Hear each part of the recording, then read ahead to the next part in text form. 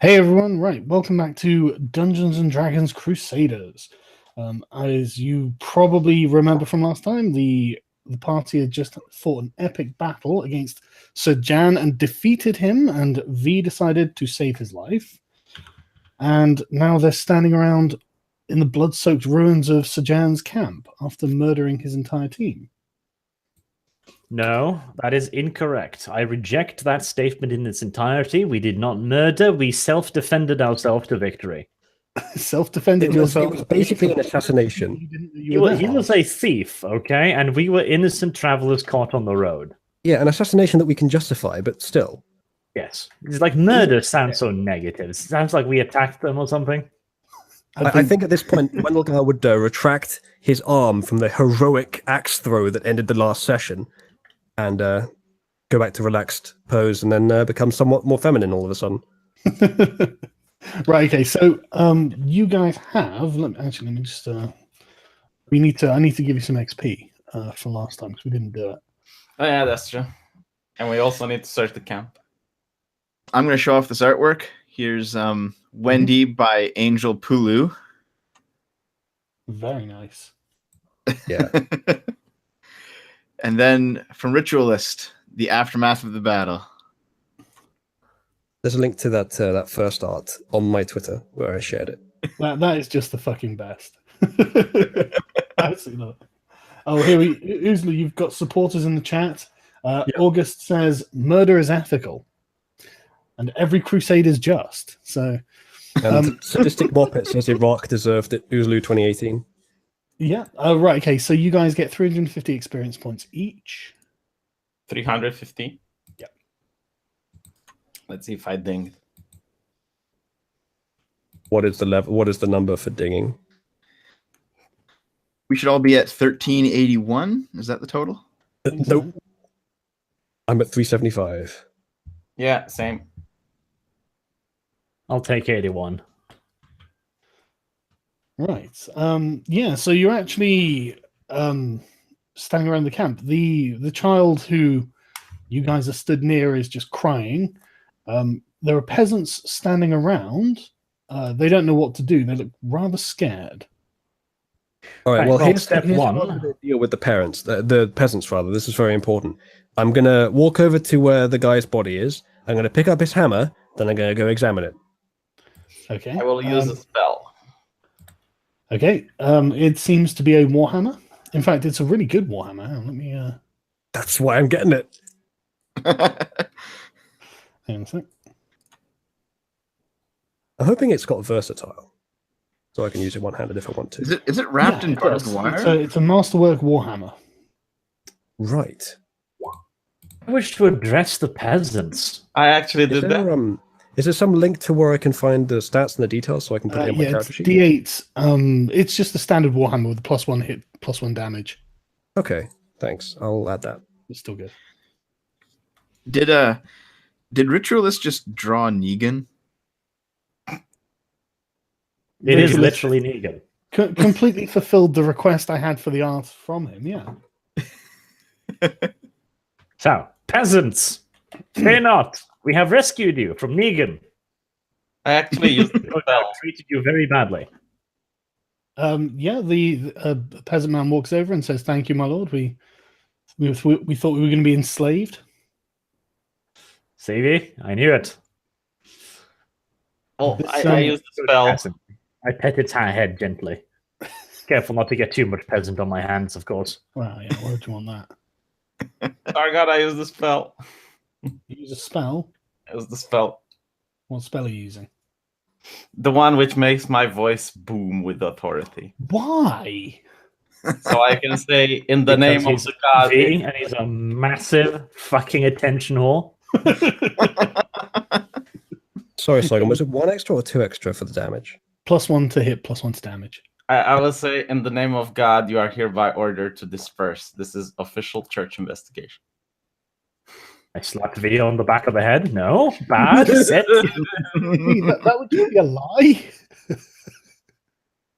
No, that I got the blessings of the cleric, the bishop, in order Yeah, to but do this isn't a church investigation. Oh, okay. Just a liar. they could take it up with the bishop if they want to. The bishop will remember this. Why don't you just tell them whose authority you've actually come under? That is a good point, but I forgot his name. It was a weird name. You should have called him Bob or something. I'm playing a level 9 intelligence cleric. He forgets. It was Baron Monva. Okay. By the authority of Baron Mumba. You don't have his authority either, V. Wait, you just like, I have the authority. No, V. Well, you could say under his authority. You are performing a task for him. We're here to apprehend. It's under Arch's authority, and Arch is under the Lord's authority. Okay, Arch can cast a spell if you want. My authority. I'm at this point just looking at the priest, just go like, oh, and slap the priest. Slap it. You're going to slap a priest whose voice is making the very ground shake. Yes, I will slap the priest so it stops doing that and scaring the peasantry. There's a knock at my door, guys. I gotta go check it out. Okay. I'll be real quick. Yeah. Okay. So I'm just looking for something quickly. I've apparently lost it. Yeah, but it's basically like return to your home, citizens. Something in the line. Yeah, but we're not going to have them return to their homes. What? These are basically pack mules that have presented themselves. No, they're members of the Not faith. to mention, they're probably owned by the Baron. We're not going to just go like, fuck off, citizens. They're members of the faith. Wasn't this just a camp set up by this cart? Who are these peasants? Were they part of his entourage? Because if they were, they're pretty much disowned now. They have no homes to go to. Well, That's he one of the many basically things we need put to them find out. aside. So, I mean, the peasant just said. Go to Pendley Abbey. Ask for sanctuary. Jeez, we're going to fill that place up. Randomly, a million civvies showing up on the abbey's door, go like, V sent us, feed us now, master. They're the poor. I help the poor. One of your acolytes said we could stay here. Oh, yeah, that'll go down well. No, I said you can ask for sanctuary. I didn't say you can stay there. Yes, I think we make sure V keeps his mouth shut. I will go with that reaction. I'm being oppressed. Despite the fact that he's the charisma one with the booming voice. I'm The being problem oppressed. is, V has the charisma, but every time he opens his mouth, usually something stupid comes out. You want to treat these people like animals. I'm being Yes, oppressed. because they basically are their livestock. Basically. See, Archer's got the right mentality for a noble. This is not what the Holy Book says.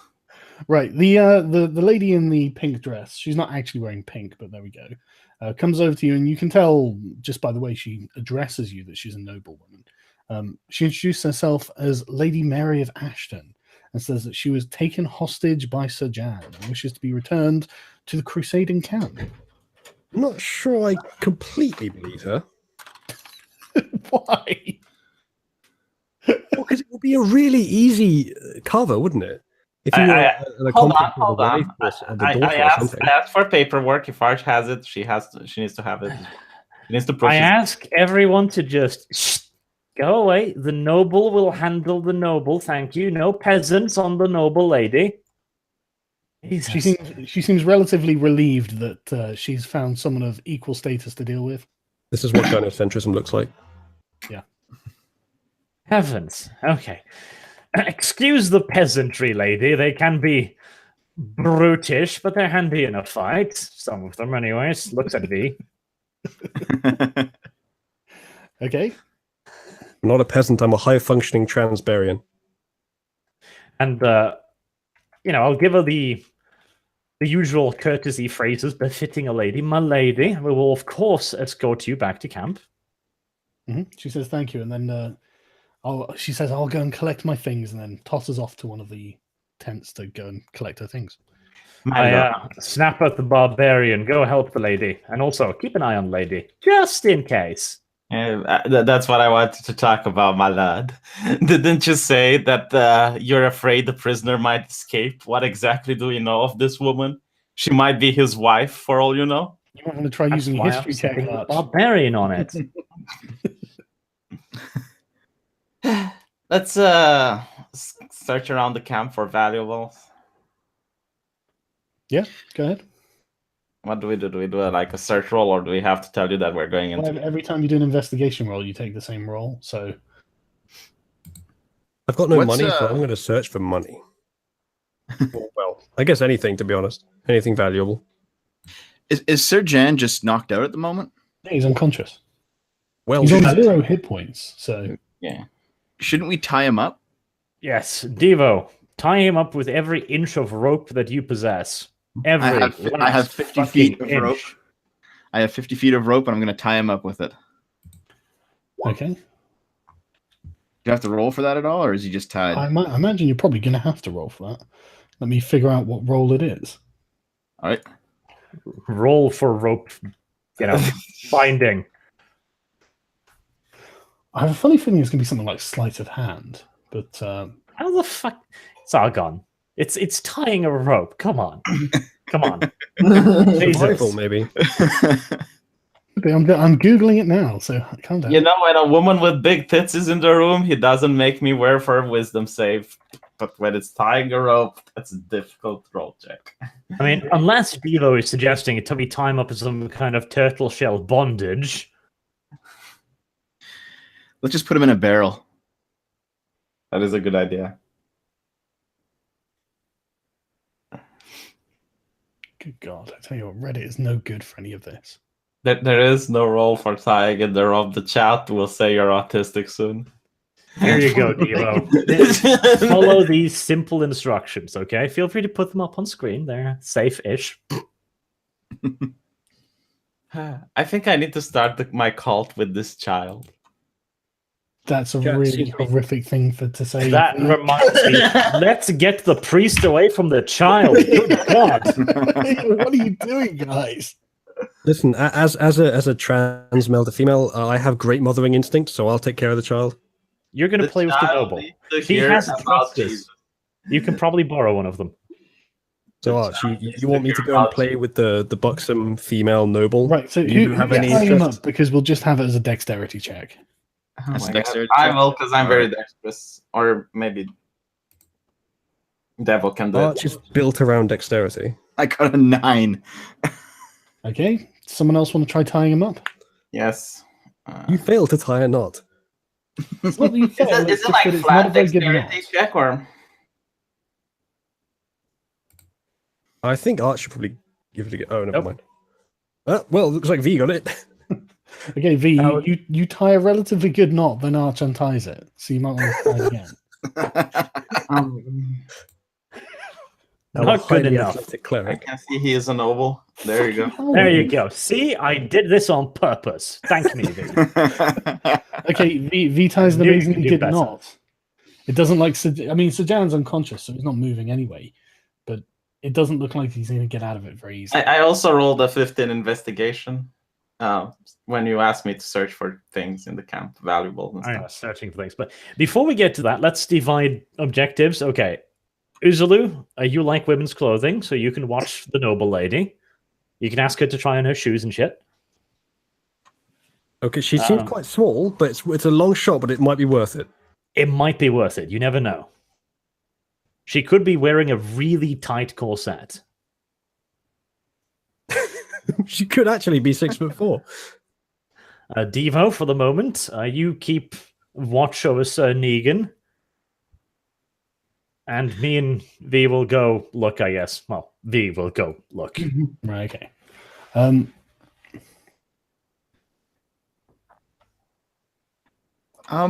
I think we should be taking the cart, guys. They will be taking everything that's not Hang now. on, hang on, hang on. Right. Okay. So in the tents, it's mostly just living things. Beds, clothing changes. The sort of regular shit. Any rations?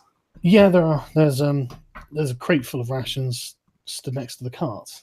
Stock up. The crates have just food mostly, rations, some water. Load it all in the wagons. Yep, let's load you it. can spend the time loading it all up on the wagon if you want.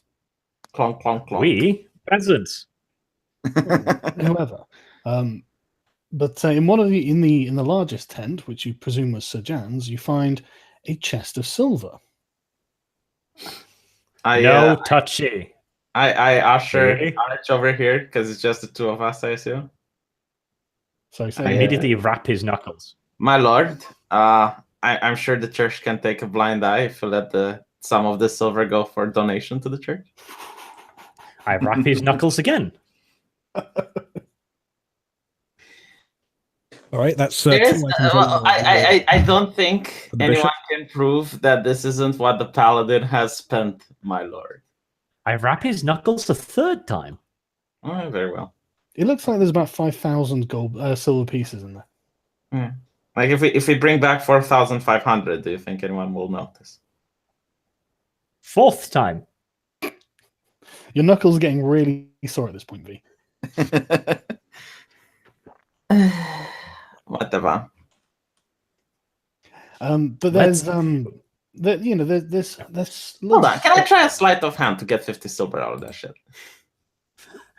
You best fucking do that without me spotting it. Never mind. I don't want to get in combat. How many horses do we get? There are 3 horses in the camp. So we can tie them to the cart. The cart only requires 2 horses to pull. All right. Well, we can add Arch's horse and have 4 going. You mean I'll be sitting on my horse while guiding the second of my horses? Is there are the horses looking any better? Yeah, these horses are better than the ones Arch has. Lovely. New horse. If I'm too big for one horse, could I just use 2? No. I'll take the I second wasn't best really horse. expecting a yes to that, to be honest. I'll take it the second best horse and claim it as my own. Okay. It's in the holy book that the spoils of war go to the victor. Okay. Don't worry about it, Uzulu. We have a cart now. Just think of it as a very large chariot. Ah, okay. So you guys are going to be carrying me down the road. That'll be lovely. Yeah, you could ride on the cart. I mean, Did we bring any peeled grapes? Sure, we can look into it. right. So Are there I'd like to loading talk up to the cart, peasants also. Yeah, we'll talk to the peasants and ask them how they came to be here. I know they were about to be enslaved, but where are you from? They're just from local villages. The villages that Sir Jan passed on the way with his little squad of troops. They just captured them and basically tied them to the carts and then dragged them along. They must have captured Okay. all the residents of the village because we didn't hear anyone talk about that. Oh no, they Yeah, we did roll horribly then. Oh, that village. Okay. no, these just was other- the noble other lady villages with that them? went past? Did the peasants notice that the lady was with them? Yeah. With the bandits? Yeah, they captured her on the road. Captured her on the road. Interesting. Yeah. She was traveling towards the crusade, but they killed her guards and took her prisoner. So what you're saying is the Okay. peasants are in on her deception. Possibly, but I think the odds are more I of the love the way other your way. character's full MGTOW as well. Women always Just lie. gyno realism, okay? Gyno realism. Love it. I just made it up on the spot, but I think it's actually a pretty useful concept. Undoubtedly. But yeah, right. You can have andro realism as well. That's fine. We'll have the peasants just come with us for the moment. We'll feed them. I'll offer to take them to the crusade to find new lives, I suppose. Well, conflict turned out Well, to a bunch of them just want to go home. But I- what their homes burnt? my No, they've come from other villages. They were just captured on the way. Okay, so they came from. Okay, they can follow us part of the way, and we'll let them go when they get to their village. I asked them for a favor though. When they go back to their own villages, they should tell that on the grace of the bishop Stavron, they have been released. You mean They should go to the Pendley Abbey. due to the noble actions of Arch, the noble, they have been rescued on mission from Sir. Oh, what the fuck was his name again? Baron Monver. Baron Monver. Yes. You can argue your case as well. Can I roll a charisma to try to convince them that is the church that saved them? If you So- want. I do But want. what you're saying is the church got involved in the. Yeah, I will say that the church has sent me on a mission with the noble Arch in order to rescue them. So what you're saying is The that you're church slandering the hasn't church sent as a us on merchant. this mission. I mean, let's just say I'm going to be reporting this to whoever I get across. So what you're saying is that the church is a mercenary institution, according to you. And I will also ask them to List. go to the Pendley Abbey and pray and make whatever. Just so you know, V, it's not like any of these peasants are trying to undermine the authority of the church. I know, I just want them. Like, you don't need to proselytize the church to the plebs. They already believe. Okay, but now they believe that not only is the church an institution of God, but they also care about the people, especially Bishop Stavron. They already believe that. Well, now they believe it more. They go to the church to get healed and to go to services. They already believe these things. Okay, but now they actually know that the church has sent people. Well, at least they think they know that the church has sent. If you want to lie to them, you better roll. Yes. I'm going to tell them the opposite. I'm going to tell them the truth. Okay, go on. Roll persuasion then, Arch. The truth requires no persuasion. Just roll persuasion because you're arguing against my lie. I'm going to be fucking reporting this. I'm happy to give you a bonus, but go on. Jesus. Well, it looks like V's lie has failed. So no, yeah, V. The peasants are kind of looking at you strangely. And Father, why would you lie? Father, why would you deny lie? everything? I'm not lying. Is the Lord that's a lie? Guys, this is how you build a cult. I don't know if you know that, but No one believes you, V. Well, hold on. I did say that the church sent me on a mission with Arch in order to rescue them. So, but they didn't. Hold on. Yeah. Did you just say that your words come from the prophet or from the Lord or something? Yes. Because if so, you're calling him a liar. That's Item heresy. 5, called the prophet a liar. No, why are you busy wasting your time lying to the peasants? Karl Heinrich just bubbles and he goes like, "Well, I would never," and he just turns around and walks away. Okay. I think you're lying for some reason. I think the bishop will have to know about this. The Lord's words in vain. Right. So are you're piling everything up on the cart? You're strapping two of the horses to it. What are you doing with Sir Jan? Literally tying him as firmly as possible to anything and everything we can get our hands on, and then loading him up on the back of the cart. Preferably putting some boxes on top of him. Yeah, you can't put any boxes on him, but I can sit on him. Yes, Devo can sit on him. I'm fine with this. Yeah, that's fine. Okie dokie. Yeah, can I show off this artwork here? The second best horse, and I'm going to ride on it. Arch, we have defended ourselves to victory. That's great.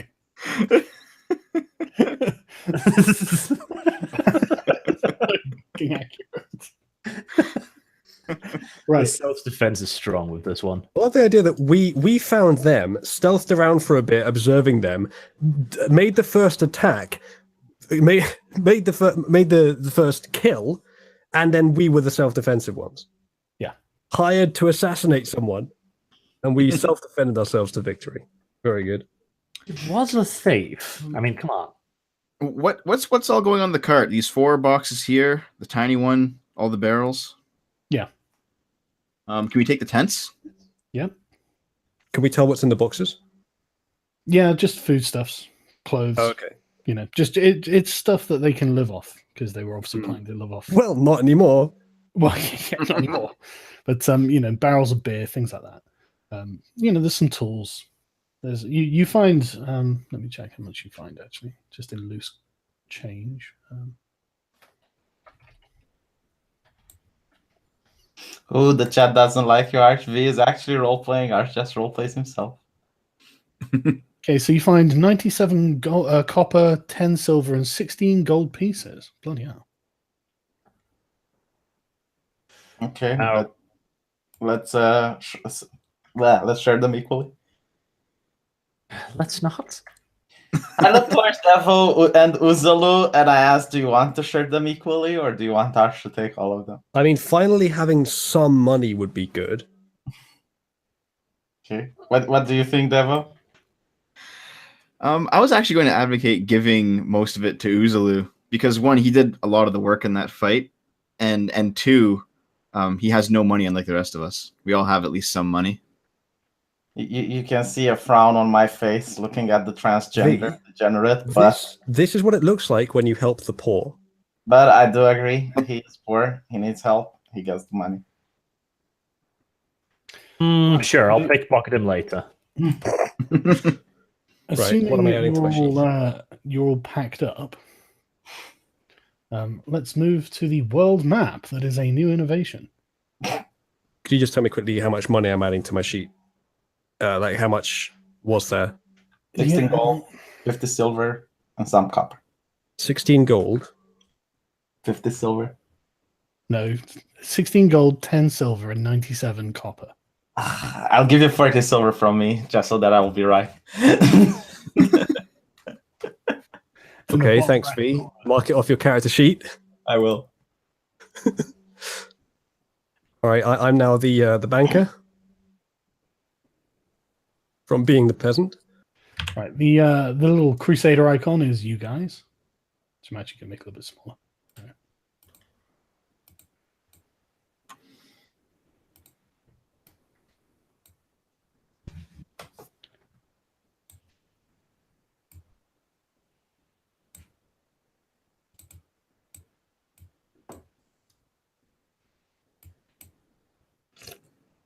This reminds me of old classic games, like the ones that I used to play on my 486. Good. It's really nice. Thank you. The icon is a little big, though. It was I'm trying to improve. fucking ages to make this show. I'm giving you positive criticism, and you're like, Joe with it. Yeah. It's like those games when you had like the American colonists, and you had to drive them across America, and they would die from dysentery. You're not really in a position where you're going to die from dysentery. Don't worry. I need to improve that text actually. Sorry. Right. Yes. So, where are you going? Someone in super chat. I'm not sure who the bigger Jew is, Archer V. We'll start heading back the path we came, back to the Crusader camp. Okay. Makes sense. Yep. Dropping off peasants on the way. Yes.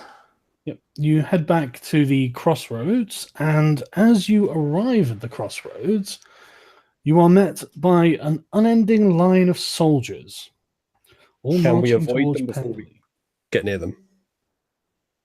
Sorry, Sorry? marching towards or away from? Towards. Okay, that might be a problem. Yeah, they're probably from another lord arriving. Yeah. Best to avoid them, considering how much money we have and the fact that we have a guy tied up who looks like he could be a noble. No, if anything, we should challenge them and say whose business we are on. I'm sure. I don't see any reason to avoid them. If they come from a faraway land, I'm sure they know who this. It doesn't look like there is any way of avoiding them. It's I mean it's an army that seems to stretch at least a few miles in either direction, and it's just men walking in double file, just marching past with spears on their shoulders and and shields on their back. They're not paying you any attention. They don't give a fuck. It's not a long march. Every now and again, a few cavalrymen will trot past. They're not paying you any attention. They're just marching. They don't care about you. But as you watch the procession, you see a large number of armored cavalry riding up, and one of them notices you and shouts something, and they kind of break apart, and a man with a crown on his head trots up on his horse and just looks down at you with a huge grin. He's like blonde-haired, handsome, square-jawed, and he just seems to just find mirth in whatever he's looking at, because he's like, hey there, fellows. Looks like you've been on something of a hunt. And he points to Sir Jan. Okay. Is there any way I can discern his title, his insignia or anything? wearing a History crown. test. He People could be wear emperor. crowns without being kings. It could be a prince, an emperor, a sultan. I don't fucking know. He could. You could ask. Okay. Have you got any kind of education that might tell you about his heraldry? Because obviously there's heraldry everywhere. Yes, I could History roll check. history. God, that history skill's really getting some use, isn't it? Heavens, thank it. Right, history roll. Apparently not. It would be failed good. to ascertain that he's the only king. You Oh, wait. recognize the insignia as the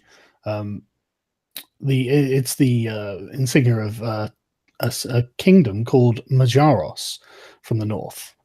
So like it's a northern desert kingdom. Northern Desert Kingdom. Mm. Sounds reasonable. Nigga. Okay. Right. I'll Desert ride Kingdom, up and Crusade? greet him. I just get off my horse and take a very respectful bow. Okay. The recommend guy you kind tell of- him- he looks over you approvingly, and but he looks back to Arch because you're the obvious noble here, Arch. Right. I'll greet him. Hail, good lord. Then I'll dismount as well. We Mhm. have indeed been on a bit of a hunt for a dangerous criminal, a renegade lord. He leans forward in his saddle and says, "This sounds very exciting. Do tell me more." All right. We've been sent on a mission from the main crusade camp on the word of Baron Monver to apprehend the criminal, Sir Negan. That is his name. Don't deny it.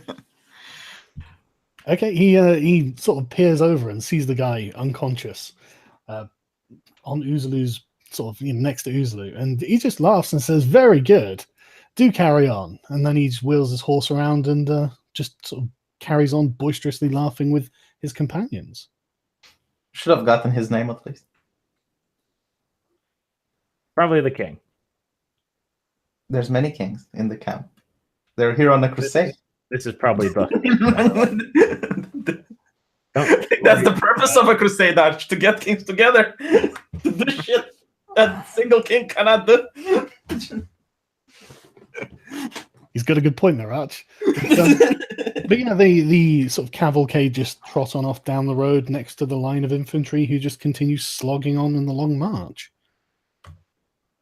You might require an audience with him, just saying. The long march. In that case, he will remember me. I'll tell you what, I genuinely feel bad for infantrymen in the Middle Ages and before because these guys must have just marched thousands of fucking miles. And it's just, I would Better hate than to- being stabbed. Sargon, it's better than being stabbed. better than being stabbed. Yeah, I suppose it is. I suppose it is, but it's not much consolation. I think I'd rather work on a farm. But yeah, so the army of Marjaros is just marching past, and it's probably going to do so for the rest of the day. Which I'm Well, sure will be we very could, fun for them. Yeah, We could go alongside them, but if there's space on the path, there is. It's a wide path, and they take up about half of it. Yeah, we're just going to follow along the road we're supposed to go. Okey-doke. makes sense. As you come to the sort of parts where the road splits off down to small villages, some of the peasants say that they'd like to take their leave and go down there. Yeah. Oh, in fact, we'll even be generous since there's a road back. You may take a portion of the rations Oh, that's nice of you. on Lord Archer's orders, obviously. They say, thank you, my lord, and they're very grateful. I give them my blessings and I ask them not to forget their duties to the church. Yes, do not forget the lying priest, man. By all means, remember his fucking name. If you feel the need to report him anywhere, go ahead. They felt that I was lying, but they have no evidence to pin me down. I will offer the peasants some of Arch's money. It's generous of you. Devo. He's come out as full socialist. I'm wondering if that's your money to give. And I'll just come out as Margaret Thatcher.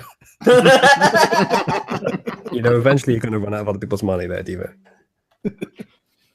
How much of Archer's money do you want to give the peasants? How many peasants are there? 7. 7. I'll give them... It might as well be my own money, in fact, because why not? I'll give them 10 silver apiece. Fucking hell. I am willing a to lot? accept that Devo's money is also my money, and I Is that a lot of silver? I'm Approve. not sure. I don't quite know the economics of this game. it's a couple of years fucking salary, probably. Yeah. Oh, Yeah, really? It's a huge amount of money to a peasant. Okay. I will give them One silver silver. would make them very happy. 1 silver apiece. Give them Will 2 do. apiece. Don't be a fag. Are you paying them for getting captured? There's a bad incentive, Dev. We have to give back to the poor. We're churchmen. Man, I should get This is captured why more. socialism doesn't work, Dev. This is not meritocratic. There's no merit in being captured. You're not Why are you encouraging paying me that for that kind heroic of axe throw? attitude. That was meritorious. See, Okay, I well, gave them something we got for free, and you're like, I'm just going to give away my money. Just this is why I'm the aristocrat. They are eternally grateful to you, and say that they will make sure that they regularly attend church and whatnot. And Remember to tell them about the lying priest. yeah, they Spread the they're word about the thankful that lying the priest. local priests don't lie constantly. Do they actually have evidence that I lie, or is it just a gut feeling? It's just that you weren't persuasive. Yeah. Arch was more. And this story is no doubt going to grow. When they get back to the village, this is going to be like, oh, he didn't just lie. He took the prophet's word and pretended they were his own. Oh, thrice damn He his called the prophet a liar. Yeah, but it wasn't like that of a low roll. I rolled 20 and Arch rolled 21. Yeah, They but just this is how rumors work. By the time this comes back to Pendley Abbey, you will have been desecrating the prophet's fucking corpse. And the thing is, V, it's either true or not true. So even if he beats you by I will- one, I will- that means I that will what you're make saying is sure- not true. I will make sure that on my first confession with the bishop, I will tell him of my sin, and I will start lashing You myself. need to lie compulsively for no gain. Yes, In don't worry. such a way that slanders the institution that you're trying to become part of. I will say that in my heart was in the right place, but my mind was. Yeah, I may have created a few atheists this day, Father. Right. Okay, it takes you 3 days to arrive back at the Crusade camp. You have to pay for the inns if you want to use the inns. Silver piece a night. Yeah, I wanna after the 8-hour rest, I wanna start healing Got it. people. 68. We'll take turns. One person doesn't get to rest because they need to sit on Negan. I'll You just can sit always on just have him in your rooms. Yeah, that sounds like a wonderful idea. I would like to not get stabbed in the middle of the night. Well, okay. Okay, well, after the first night, you wake up, and in the morning, Sir Jan is awake and on 1 hit point. Hey, heal him so I can bap him back to unconsciousness. Do you want me to kick him and use the resurrect spell again? Well, I assume he's just tied up on the floor. And, yeah, I mean, when you wake up, he just gives you a kind of broken tooth smile and says, "Good morning." Guten Morgen. Now, Let's, just so we're clear, the priest here can keep you from dying no matter what we do to you. I just want you to keep that in the back of your mind. He just kind of, he's obviously in a lot of pain, and he just kind of rolls his eyes back and just sighs and says, whatever you do is going to be nothing to what happens when I get back. Speaking to what happens when you get back, do you understand your options that you're in? Do you understand the situation that you're in? He opens his eyes and smiles at you and says, "Do you understand my options?" I do understand your options perfectly. You can either, Is that another lie? no, you can either hang and have your hands cut off for being a thief and betraying your lord, or I could try to put a word for the church and put your extremely useful fighting skills to good use in the crusade that's going to come. He just shakes his head and says, "You don't understand my options when I get back." Attempting to employ criminals for the church, number 6.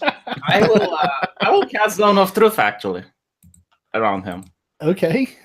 Okay. And what's the? Let me see if he probably has to try and resist this, doesn't he? He can choose not to. It's up to him. Yeah. Right, charisma saving throw. Okay. I'm just going to make a little list here.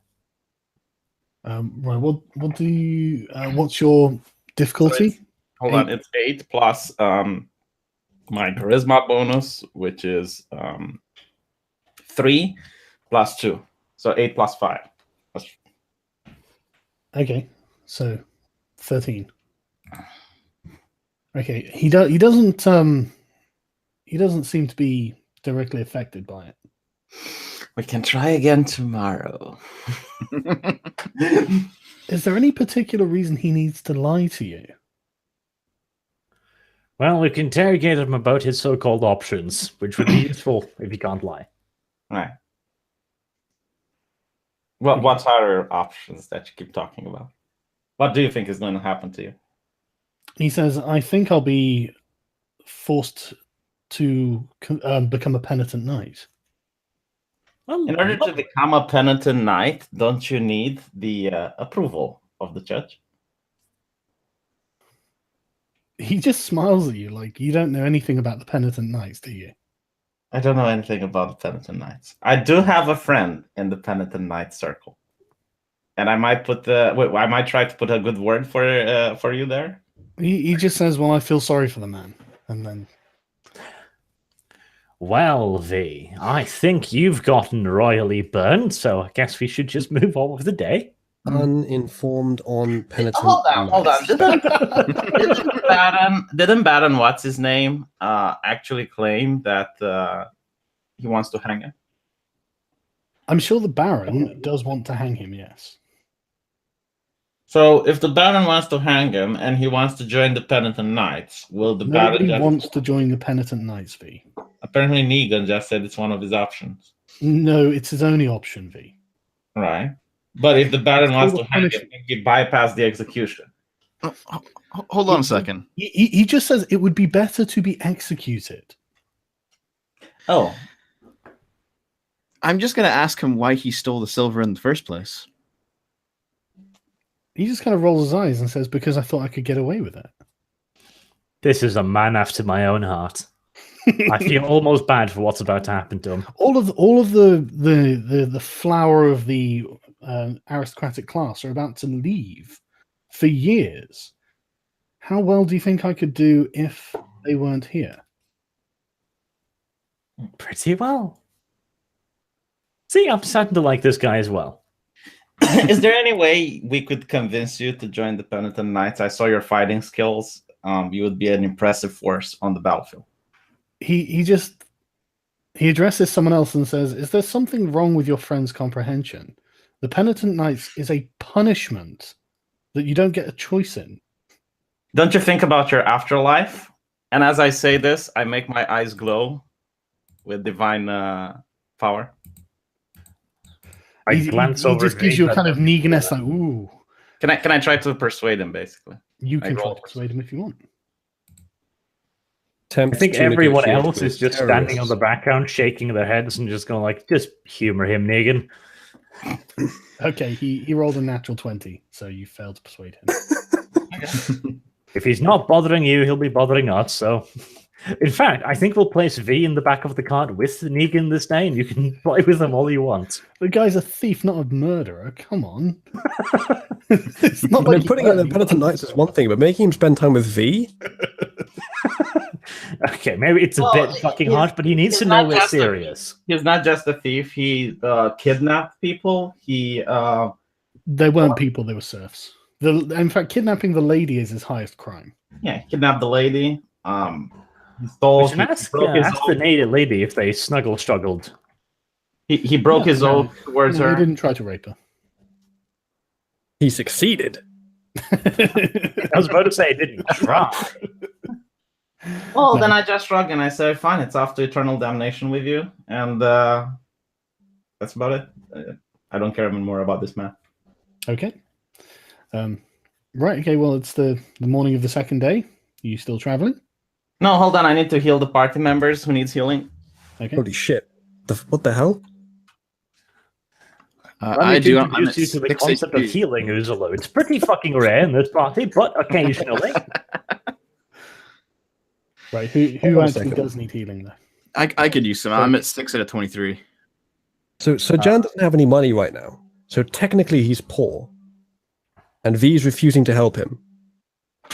Okay, so... Gasp, that is a fantastic point. Refusing to help the poor. 1d8 plus 2. Plus... no, sorry, it's 1d8 plus my modifier, right? Yeah. So I'm healing Devil. Mm-hmm. For how much? For 8 plus 2. So that's 10. Okay. 10 points, right? Okay. I'm at 16. Thanks, V. Let me see if I need any healing. I should probably heal Uzulu. He's the worst off. I don't think I have lost any hit points, so I'm fine. Oh, yeah, I'm 15 Not, now. not healing a transgender person. It's against my better judgment. It's against your religion. You're on 22 out of 28, Arch. Uzulu's on 15 out of 30. So. Okay, how much did I get from sleeping? Do we get anything from that? Like One. short rest, I guess? Yeah. Oh, do I get my key back then? If you get it back after a short rest. I think I do. Let me see. Do you need any hit points, Arch? Do we get anything from a short rest? I Yeah. thought we got some last time. Yeah, like 1 hit point. One? Yeah. Okay. So we stayed the night, so I'm back up to 16 then. Yeah. I'm probably fine. Heal Uzulu. Nope. I mean, I've got my second win back up as well, so. I'm not healing Uzulu because I don't like the player. I'm not healing Uzulu because I don't like it. My character doesn't like his character. Well, glad to know it's nothing personal. Like, my cleric is utterly repulsed by your character. He's putting up with you, but he doesn't want to heal you. Don't worry, V. Don't worry, it's fine. The feeling is quite mutual. I do, in Okay. fact, get my key points back. There's one thing I wanted to bring up. I know that we took Negan's weapon, but do we take his armor? You can take it out if you want. I pretty much assume we've stripped him fucking naked at this point. Nope. The only reason I didn't mention that is because I actually get bonuses for not having any armor. The rest of you can go for it. All right, in that case, we'll Same strip with me, Negan so. naked to make sure he can't rub the sharp ends of his armor against something. And You're gonna have to break it untie once. him to do that, just so you know. I wanna heal Negan as well. No. That's Don't heal Negan. Good God. Okay, if we Chooses to untie him... heal- chooses to heal primary enemy rather than your own party member. Okay, if we He is- untie him, we He can is still on one fight him hit at 1 point. HP. I try to argue to Arch that if he's dead, his all of this is going to be in vain. Yeah, but Tempted to if he provide- gets back to health and murders all of us, it's also going to be He's kind not of going to in be vain. full. No, he's not going to be in fully health. I argue the point that it's just going to make him be able to endure the pain. Okay, Up wait, until V. If we're taking his armor, heal him after we've untied him, taken the armor, Yeah, of and course. retied him. Yeah, He's not gonna die. he's not I going to be think fully we'll keep healed him on either. 1 hit point. He's got like 40 hit points or whatever. Like, you bashed a lot into him.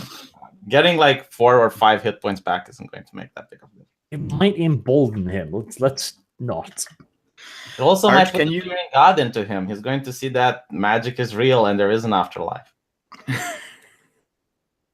Arch, I can make you you actually think. use his armor? I don't know. I'm more interested in getting his armor off just in case he manages to somehow get out of this.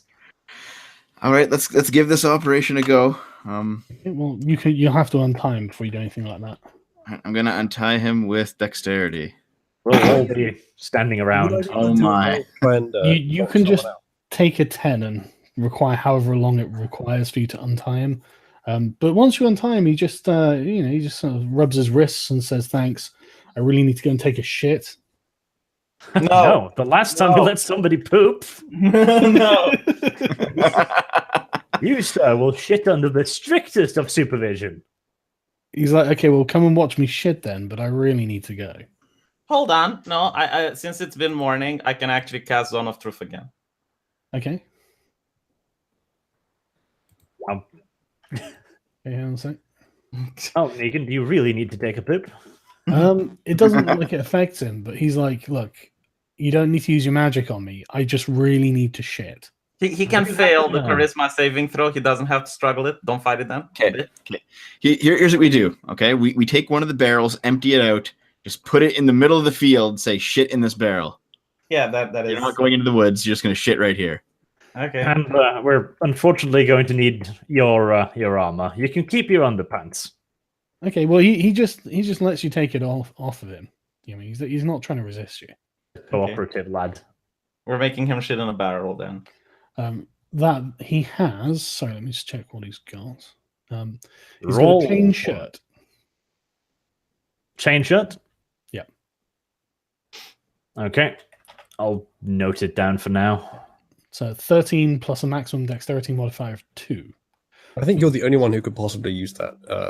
Didn't he have a child that we took with us? No, that was one of the peasants. Why did he care about the child of a Yeah, peasant? he did seem to be When stopping did to pick he it up. say At he the cared end. about the child of the peasant. He tried to pick up a kid. Well, Did he? that was our inference, but when he made that movement, it seemed like it wasn't the full movement that a horse could make. It seemed like it was only as much as a person walking could make, so I assumed he was stopping. That And is he was right next to the kid, so I assumed he was picking the kid up. But if it was just him running away, then fair enough. It was probably him grabbing a hostage. Hmm. That's also possible. Also, I have more ritualist art here. I wonder who that guy was. Yeah, that's exactly what it was. Right, okay. Yeah, so are you taking him outside to take a shit? Outside, we've got a bucket for you. Yeah, you've got a bucket in the room. Yes, go shit in the bucket. Okay, he just looks at you dead in the eyes and grins and big bloody grin as he starts taking the biggest shit you've ever heard. I So he's maintain finished. eye He's like, contact. "Can you get me a rag, please, so I can wipe myself?" I throw him one of the bed sheets, I guess. You're a bed sheet in that fucking case. Holy shit. V, you are tipping the inn people later. All right, I'd like to introduce the party to the concept of democracy. I vote that we give him part of V's clothing. Hold on. I have an old shirt from the crypts. You can use that. You can take my There old are shirt. rags that you. It's just a rag that you used to wash your ass with. Just give him the fucking rag. Yes, we'll just give him a rag. Although, good suggestion, V. We'll entertain the idea of using our bed sheets next time. I look like he's gonna get himself banned from every fucking inn. Okay, yeah. So yeah, he just cleans himself up again, just looking you guys just right in the face, just like, and then he stands up once he's done, pulls his trousers up, and says, "Right, okay," puts his arms forward and says, "Right, let's go." For you to tie him up. Right, let's take turns trying to time up. He could have failed the zone of truth, and then we would ask him if he wants to escape. He could have, but he didn't. Yeah. V, that's going on the list as well. What are we doing with the shit bucket? Getting the clearing. We're probably going to be emptying it at some point. Fucking hell! All right, that's a good knot. I look at him in the eye as I tie him really tight. Yeah, he just smiles and goes, "Ooh, fucking hell, you're good at this. Good at everything, you little bitch. Even telling you how you're going to burn in the afterlife. You're not good at lying, though, are you?" He was unconscious when Used that the happened. word bitch. The conversation has been going on for some time. Yeah, insults the poor.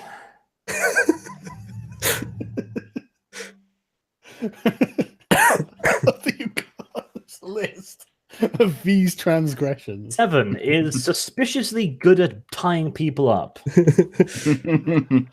Right. Yeah, you're free to carry on traveling for the rest of the day once you've paid your bill. I'm going to ask him if he needs anything else. We should probably at least feed him, keep him marginally alive till he gets there. We'll Yeah, feed he's them. just like, yeah, that would be lovely. Some breakfast would be great. Ham and eggs. That sounds amazing. Thanks. Just gesture at the barrel. That might be a bit too cruel, actually. Are you going to feed him or not? We will Yeah. feed him. Okay. Well, usually you do have the utensil set in your character sheet, so you assume can feed you're him. gonna get a day's worth of rations. Yeah. Right? Yeah, your starting kit has utensils, so you can just like feed him while he sits there and opens his mouth. Oh, mess kit. Yep. Well, I imagine Uzulu, the giant barbarian, sitting there going like, "Brrr, plane coming in the tunnel." He can feed himself. I mean, his hands are in front of his face, so he can feed himself. Let's do it this way anyway. more opportunity for my mothering instincts. Sad face. Usually breastfeed him. I mean, You're traveling they're from. big enough. No breastfeeding then. Are you traveling for another day? I suppose so. Nothing else to do here. Yes, Lady Mary is with you as well. Okay, you travel for the rest of the day. You eventually, in the evening, reach another inn. Costs another silver piece each to stay, and a silver piece for Sajan. How large would you say the ladies' bosoms are? Sorry, say again. How large would you say the ladies' bosoms are? Quite small. Damn it. She's not particularly attractive either. Well, doesn't sound like it's very worthwhile. Can I try to talk to the prisoner about his soul again? Go on, V. If you want. Persuade him that there is an afterlife, and especially now that he saw me casting miracles. He just says, of course there's an afterlife. Yeah, and I tried to persuade him that he will burn in hell for his crimes. There's a very special place in hell for you, my son. Different places from the holy book, different passages. He just grins at you and says, well, it would be better to reign in hell than serve in heaven. Oh, no, Sargon, look there. Yeah, he agrees with you. He's going to win every argument by agreeing with everything you say. Book of Ritualist, first lesson. But basically what I'm trying to say is that if he joins the Penitent Knights and suffers on Earth, he is going to get eternal safety in heaven. He just says, well, I don't care. He just doesn't care what you think is going to happen. He doesn't really strike me as the person who would be particularly interested in safety. I make the argument that considering what happened to him here can't be worse than what's going to happen on the Penitent Knights. He almost died. He just smiles at you again. You just don't know anything about the Penitent Knights. I'll take 1,000 beatings than having to go through their initiation rituals. Wow. Sounds shitty. Well, I'll try to convince him again the next day then. There's a reason that Brother Deem never smiled. That is an excellent point. Oh, what happened to him? Well, He went back to the Penitent Knights. let's put it this way, right? I will try to persuade him every day until we get there. So would that be able for me to influence him, or shouldn't I even try? Well, I mean, what are you trying to influence him to do? Well, to basically join. Join what? The Penitent Knights. You mean his punishment? Yes. Instead of taking the persuade him to do something that is going to inevitably happen to him. Are we trying to edge closer to 75% of these sessions spent on V's excesses? I need to rewatch this, right? Hold on, right? I need to rewatch this because I am pretty sure you said that he is going to hang, and he has a choice of joining the Penitent Knights, but he chooses not to join it, and instead he wants to take the gallows. Am I describing accurately what's going to happen to him? You don't know what's going to happen to him yet. You need to get back and find out. So I want to convince him, in order to, if he's offered the choice between the gallows and the Penitent Knights, I want to convince him that he should choose the Penitent Knights. Okay, but he'd choose the gallows. Right, and I want to convince him not to do that. I don't. For the power of discussion. You don't understand, right? He keeps trying to explain to you, look, death is preferable to being forced to join the Penitent Knights. Yes, and I want to try to change his mind on it. There is no changing your mind on that. It's like saying, like, you know, I'd rather masturbate than have my balls chopped off. And you're like, yeah, but wouldn't you rather have your balls chopped off? It's like, no. There is just no alternative here, G. Well, I want to argue the theological discussion that, you know, about his soul and damnation. Okay, but he's just convinced that he's damned to hell anyway. He's yeah, and I want to convince him that that's not the case. You can still suffer on this world, and it's going to be really bad, but you're going to get eternal happiness on the next world and 90 virgins and whatnot. He just says you don't know the things I've done. Doesn't matter. If you join a crusade, all your sins are going to be forgiven. The patriarch said so. Okay, he kind of rolls his eyes and he doesn't really engage with you very often now. As far as he's concerned, you're kind of autistic. But that is literally what the Crusader said, Sargon. That's literally the Crusader way. That's why people went on it. But he has literally abandoned the crusade. So I want to try to talk to him myself, but first I have some artwork here that I think you guys will like. I can't believe V is pissing off the prisoners so much. The first picture. They aren't people. They're serfs. Sorry. I'm sure that was Arch that said that. No, that was you. I remember this. This was you. Yeah. Trying And the to second shift one. the blame. There's See, the like think of your soul. someone in the chat understands me. Even in death, you Your soul. shall serve. Right. So I assume you're Sucks. resting for the evening in this. I do want to talk to Sir Jan. Actually, I'm just gonna sit down with him without V Hasn't present. he suffered enough? Jeez. V's not in the fucking room. I'm gonna say, Why okay, didn't you listen. just let me die? I'm gonna say, listen. You obviously don't want to go to the gallows. You obviously don't want to go to the penitent knights. And very clearly, we're not going to let you, just be a thief and be a slaver. So if all those options are off the table, what do you actually want to happen here? What do you actually want to do? He just shrugs and says, I'm not going to do anything. You have me quite securely tied up. I don't see where I would be able to go. I've got no help. I've got no money. I don't own anything. It looks like I'm going to be taken back and forced into the penitent knights.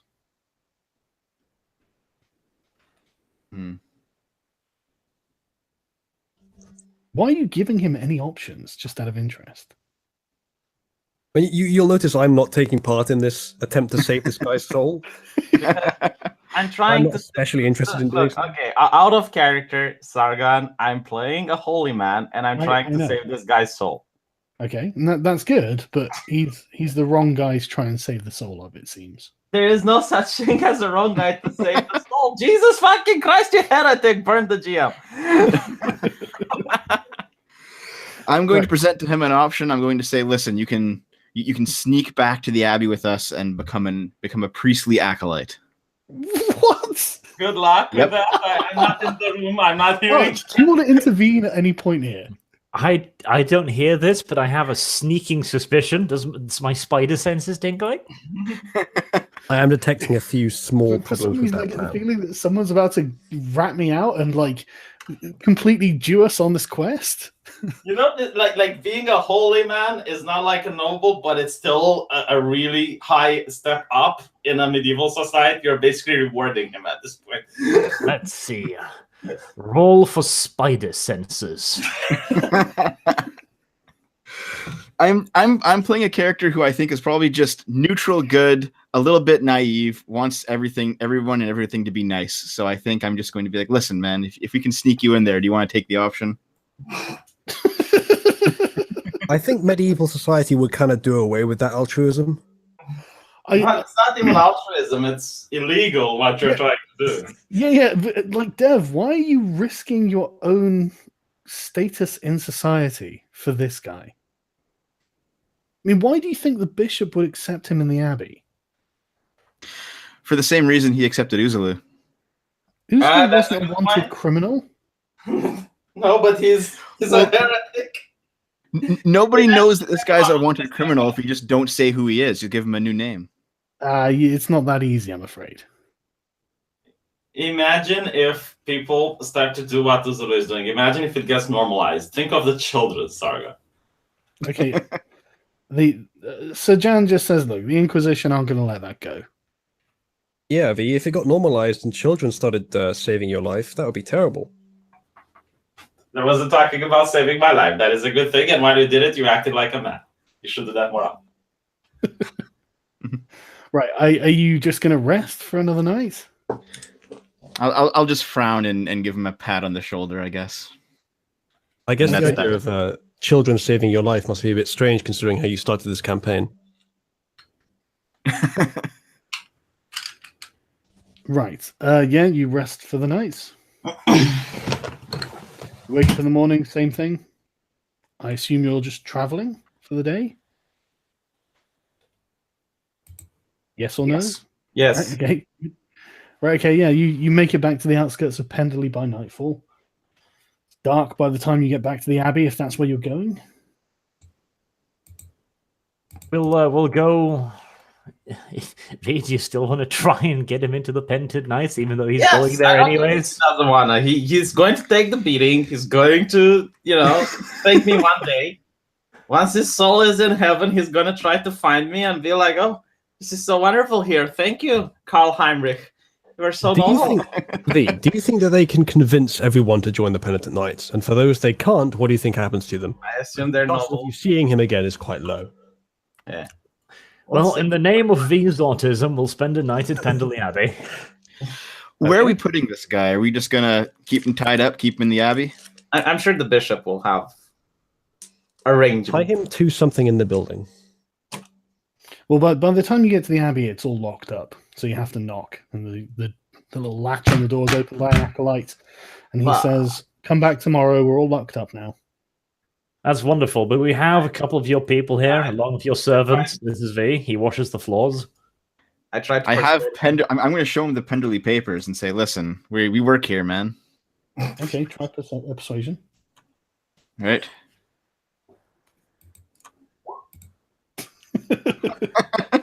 Oh, 15 is not that bad. Okay, hang on a second. Devo just dribbles at him.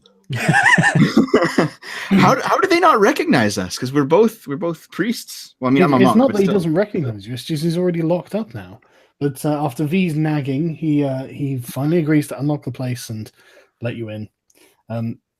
He says, "What are you doing with this man that you have tied up?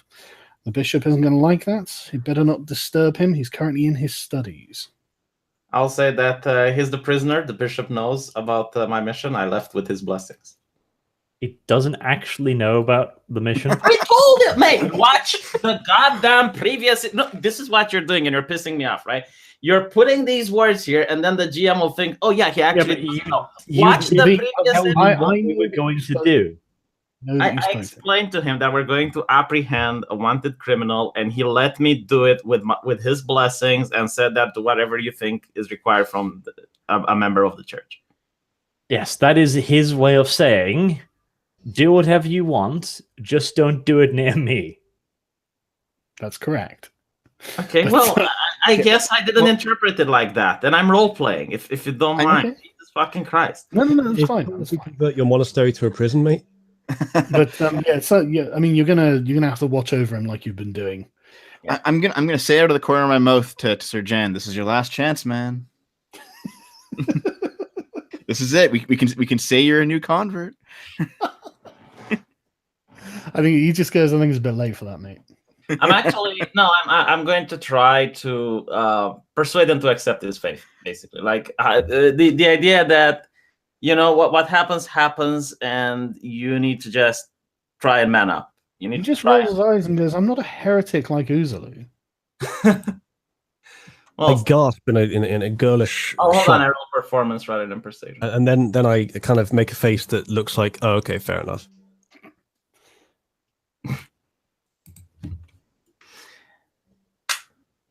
But yeah, he's not a heretic. It's not that he disbelieves in the religion or anything.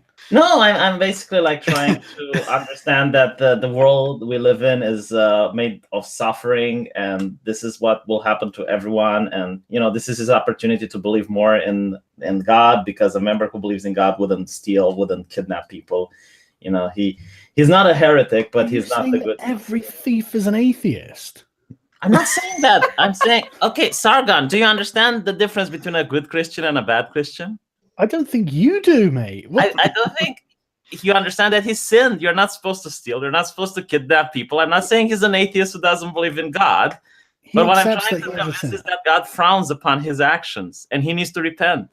He needs to beg for forgiveness. He needs to start to pray. That's what a priest would do in this case. That's true, but this guy seems beyond redemption. Doesn't mean I don't get to try. That's okay. The priest just give up. It's like, yeah, this guy's beyond redemption. I'm not. Do you not think some people are beyond redemption?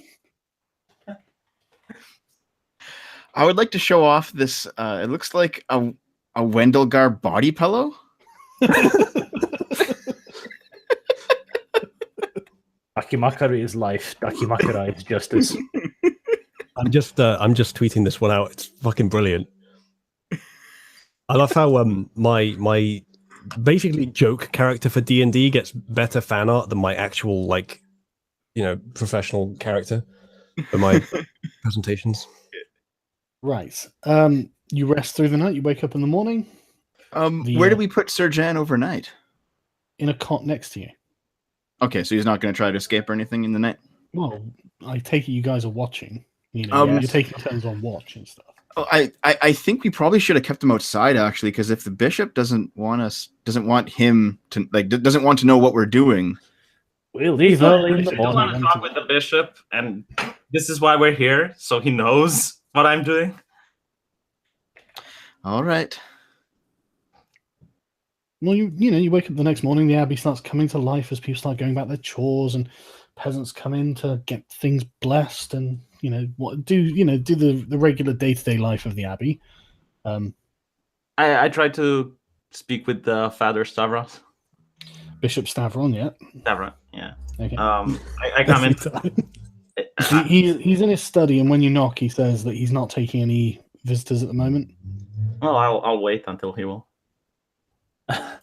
Okay, well, the rest of us are going to go hand over the prisoner. Okay. Let's try and stealth him out of the building. Can I insist that then, if that's the case, if it's a rush, can I say, Father, please, this is urgent? It's not him saying it. It's one of the acolytes, and the acolyte just says, no, he's currently working on his thesis. You'll have to come back later. Could you relay the message that it's about the Lord we've taken prisoner? Oh, God. Oh, God. V. Oh, Jesus. Okay, the acolyte just says, relate okay, to I'll relay the message. Oh, well, guys. Okay, Get you know what? ready. I'm going to try and stealth him out of the building right now. No. If we start hiding, fuck. 23, let's go. You guys have done nothing wrong. I don't know why you're worrying like you're... I don't know either. I'm just utterly baffled. It's like No, it's your wording, V. We've come with the Lord we've taken prisoner. You mean Don't the one you that I think said the I'm priest going who to gets kill? that? By the way, Father, we're going to kill a Lord. He broke his oath. He's now a renegade. And then I'm like, yeah, that Lord I sent that I'm going to kill. I took him prisoner. I want to ask for your actually advice. hasn't done anything wrong here. The bishop knows that you've gone to capture a renegade lord, and you have, and I think Arch forgot the last session. This is my analysis. it's fine, but you don't need to sneak around or anything. You can carry him around in chains or in rope or whatever. You've done nothing wrong. So I was under the impression isn't actually going on the list. sorry, say again. I was yeah, you go ahead first, man. No, I already did it. You go ahead. Okay. I was under the impression that he was okay with us going on the mission, but he didn't want us to bring back any trouble to He didn't say this. To the monastery. He didn't expressly say anything like that, and it's no trouble. He is a prisoner. We're supposed to capture him. I don't think you guys have done anything wrong here, and no one's treating you as if you've done anything wrong. They, anytime an acolyte's, it's like, oh, what's this? You can just explain. Well, we've done we've been on a mission on the orders of Baron Monver. We've captured this renegade lord. We're going to take him back. Blah blah blah. It's no big deal. If it's morning, I recommend we just go and do the thing rather than continuing to debate minutia. Pile him in the cart. Probably. I'm at the door. I'm waiting for the response. And if he's saying that no, then I'm leaving. Well, the acolyte's telling you to fuck off. Well, he did say he'll relay the message, so. Yeah, exactly. He'll relay the message, so now it's time for you to go. He's not going to finish his thesis in a day. Well, okay, fine. Can we just catch up with the rest of us? I'll catch up with the rest of you. Okay, I take it you're traveling to Pendley, or at least the camp. Wherever we're handing him in. Wherever our quest finish, whatever it is. Yeah, Quest provider. Yep. Looking for a golden question. Travel down to the crusading camp. You can see that there's a new large section that's been basically dug up over the night, where Prince Emmerich and the Majaros forces are. They've just settled in a huge area, an empty field. But you can go to Baron Monver's camp, and as soon as you tell one of his guards who you've captured, they say, "Okay, come immediately, please." And they take you to his tent. I'm just gonna. Can we tell how big the new camp is in comparison to the previous three that we've seen? Yeah, roughly. Hang on a second.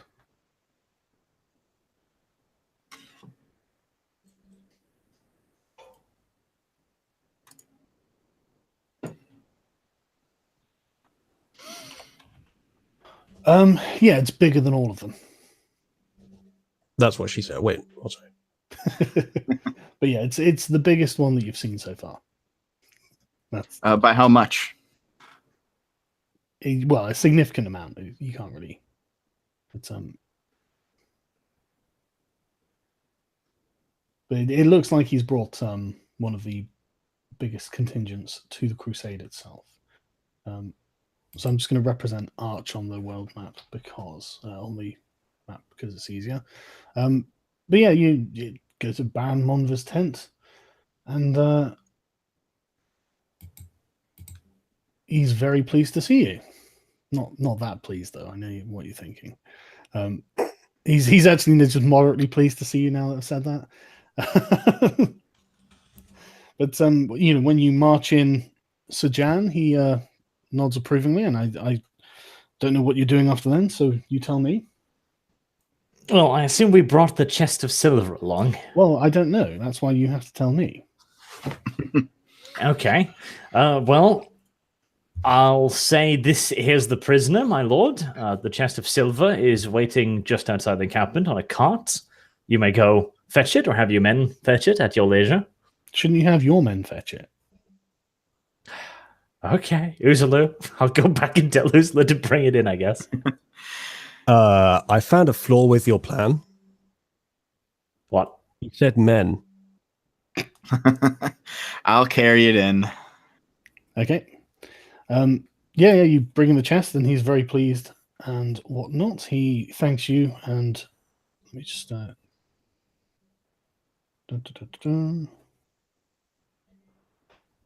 Right, yeah, he gives you a bit of a spiel about how he didn't think you'd be able to complete this mission so quickly and effectively. He's genuinely impressed. He opens up the box of silver. By the way, it takes 2 people to carry this box, but anyway. He opens up the box of silver, and it seems to be mostly intact. So he says he congratulates you and says that if you want to pledge an oath of fealty to him, then he is prepared to accept it. Okay, guys, what do you think? Just take the first and best, or...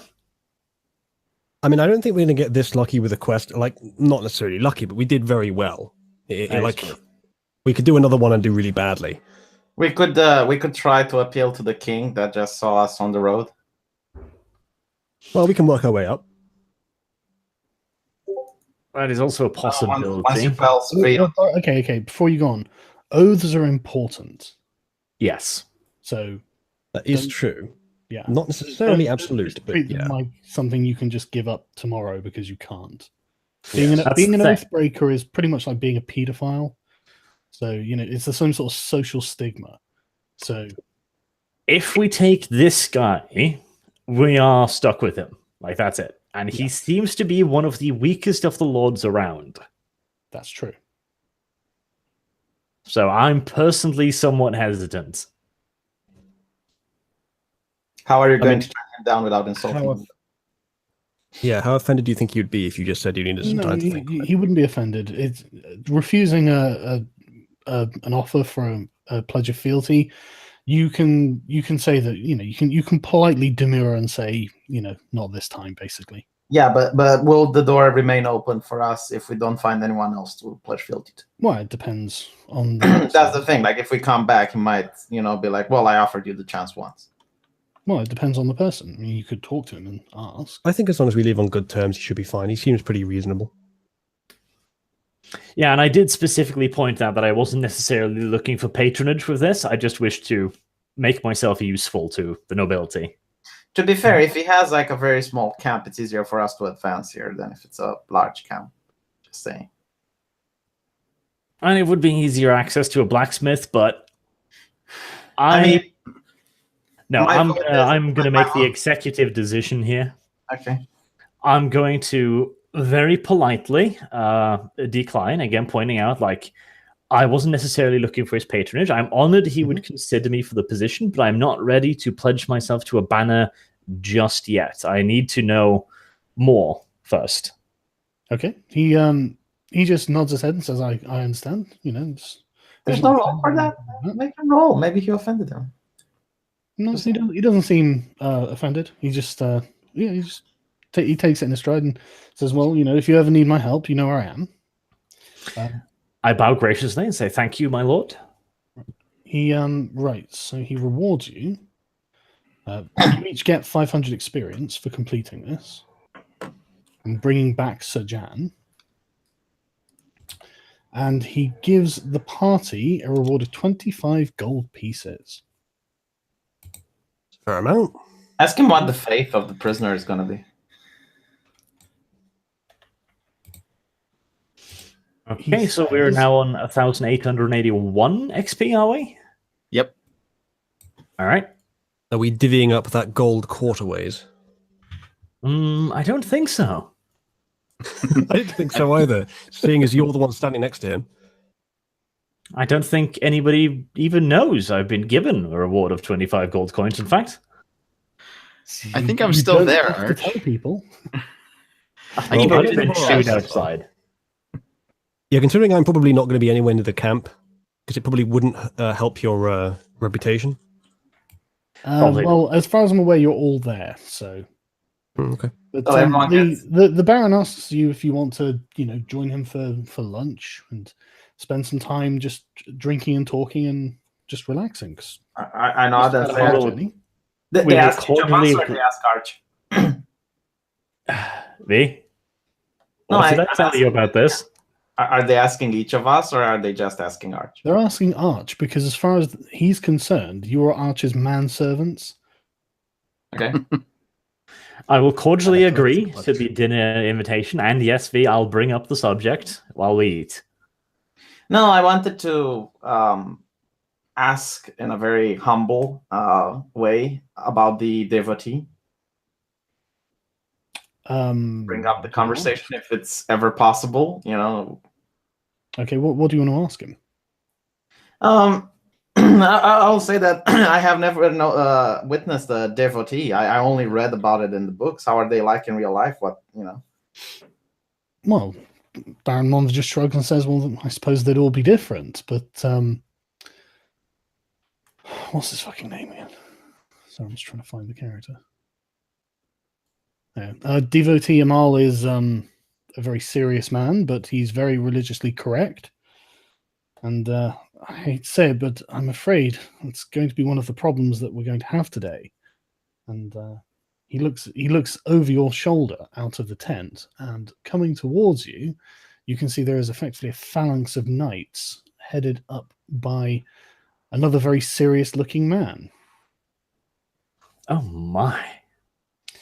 Yes, they come over to the tent and they say that Uzaloo, you're being arrested for heresy, indecency, corrupting the public morals, and a litany of other charges. I cross myself and I smile in agreement. I They frankly didn't say- cannot disagree with any of this. They didn't say Uzaloo, did they? They either said Wendy or Wendelgar, and which one they said will determine what I do next. They address you as Wendelgar. Well, that could be a problem, couldn't it? All right, I wanna take a quick. What would I roll to like judge their relative strength?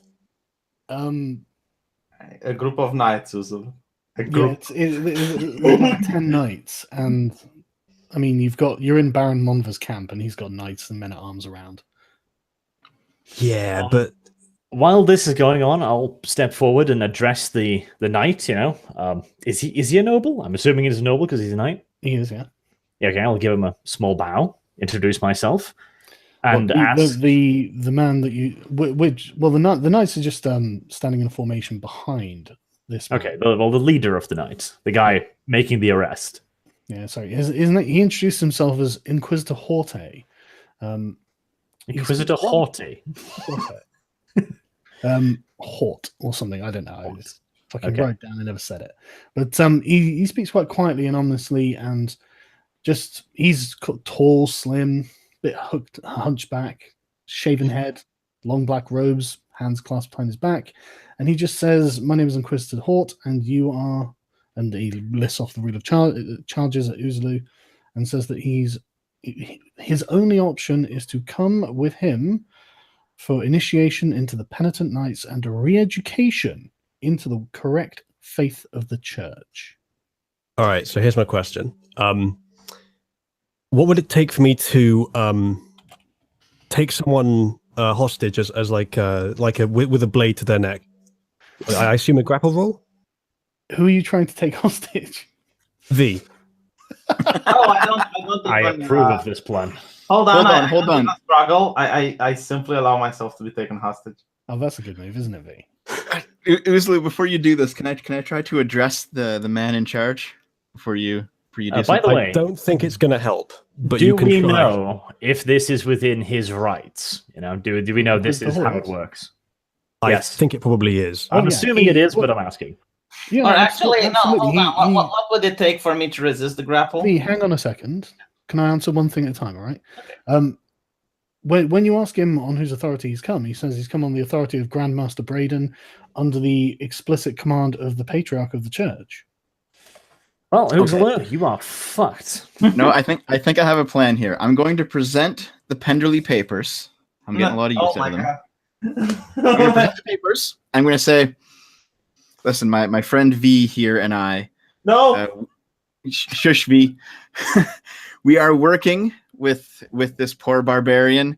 He has been at the abbey for a few weeks now. You can go and confirm this with the bishop if you like.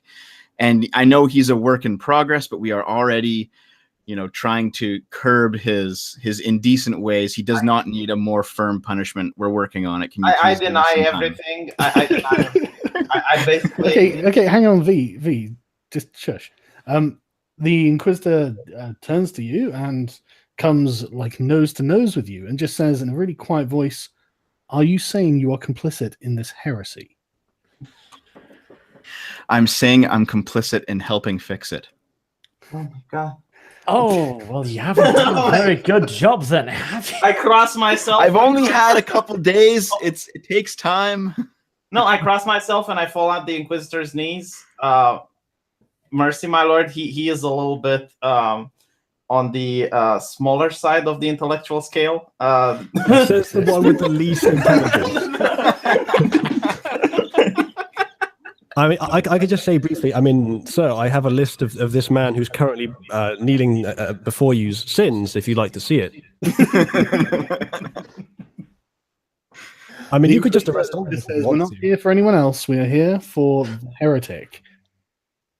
I could bring this campaign tumbling down around me if I felt like it, but You probably just could, take me but hostage. do you want to go with them willingly, Uzulu? Well, if I go with them willingly, Wait, that's not a very good I can't result, persuade him? isn't it? Well, it means you don't die. That's a terrible persuasion. I mean, Are you telling me that I'm certain to die if I don't go with them willingly? It looks that way, yeah. all I can really say is if you go with them willingly, it'll buy us time, and we'll try and contact that Braden dude, the Grandmaster, and maybe. Yeah, no. But buying time for people who are totally up for me going with them. Yeah, that'll help. Yeah. We'll get around to visiting Braden a year later. Hey, you know that Wendy guy? Yeah, I think other than having a totally undignified end to this campaign, going with them and just becoming a slave, basically, an ideological slave, my only option is to attempt to prevail upon their preservation of another human life, grapple V, and run off with the threat that I will slash him if they don't stop following me. What is my saving throw in order to avoid the grapple?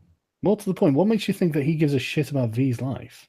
He gives slightly more of a shit about V's life than he does about mine. No, let him do it, Sarda. Just let him do it. Let him do it. What is the saving throw for my grappling attempt? Uzulu would have to try and grapple you, so he can make a grapple. Yeah, I'm still not sure if I'm going to do it because there's really very little chance that he cares about V, but maybe he cares slightly enough to. No, I will ask them to shoot through me. I will actually ask them that my life is not important. Heresy needs to be perfect. They don't have magnums, V. They do have arrows. chat, I think if my only options here are to either go down alone or to go down with V, I think I've got to pick the latter. You know, Uzzel, if you think about it, this whole campaign I was trying to persuading you to stop being a heretic so this wouldn't happen, and you autistically insisted in playing a character that doesn't fit in this medieval setting.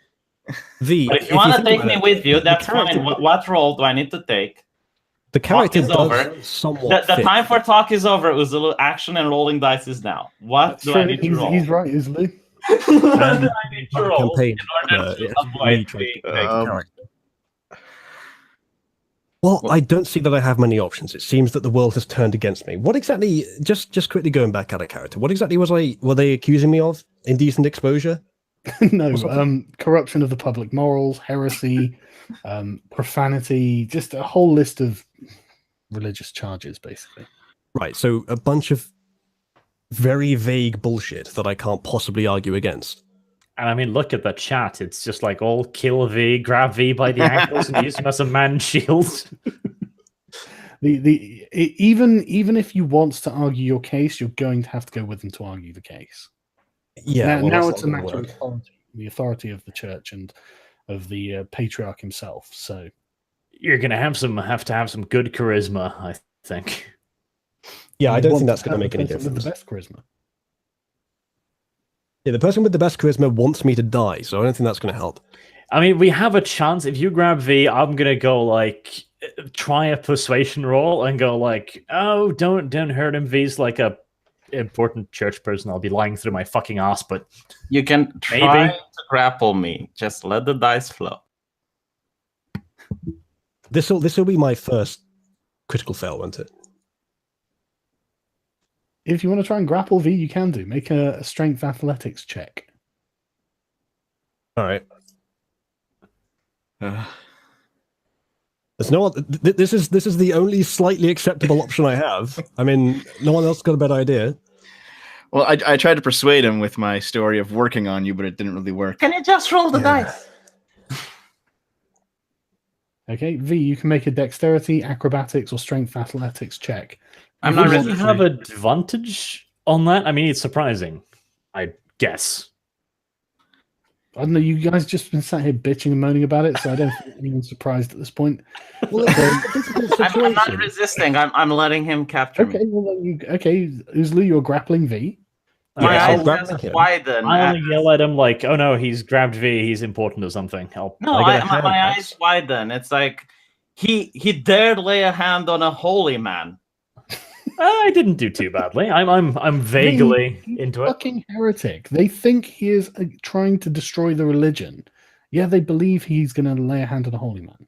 Then you can't make them any more outraged than they are. I mean, honestly, I don't have a better plan than this. Let's see what happens. I rolled a 17 on the persuasion. What are you trying to persuade people of? I'm just going like, oh no, not V. He's an important holy man. No, I scream. That is not the case. He needs to be purged. My life is inconsequential. Because it's not the case. V is not important at all. I'm actually saying at the Inquisitor, looking at him, my life is inconsequential.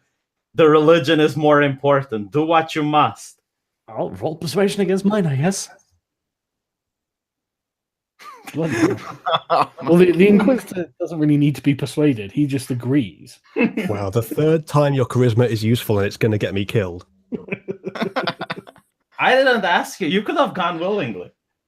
Oh, yeah, okay, so I either could have basically committed suicide or tried something to prevent it. You wouldn't have died. It would have been an interesting role-playing experience to see the penitent knights from the inside. It's like, it's a character you're not actually getting whipped in real life, mate. V, I think they'd be seeing Wendy from the inside. Metaphorically. I mean, if the penitent knights is hard on people like Negan, I imagine their treatment of Uzulu would be less than gentle.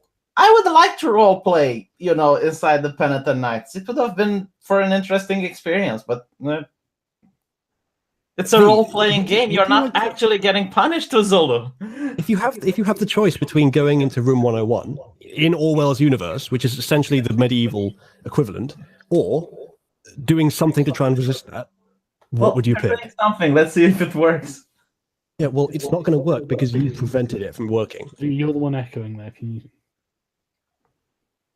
you? Sorry. Right. Okay. So what exactly are you guys doing? Well, I've got V grappled and I've got a hand axe out to his neck. Okay. I'm just standing back at this point.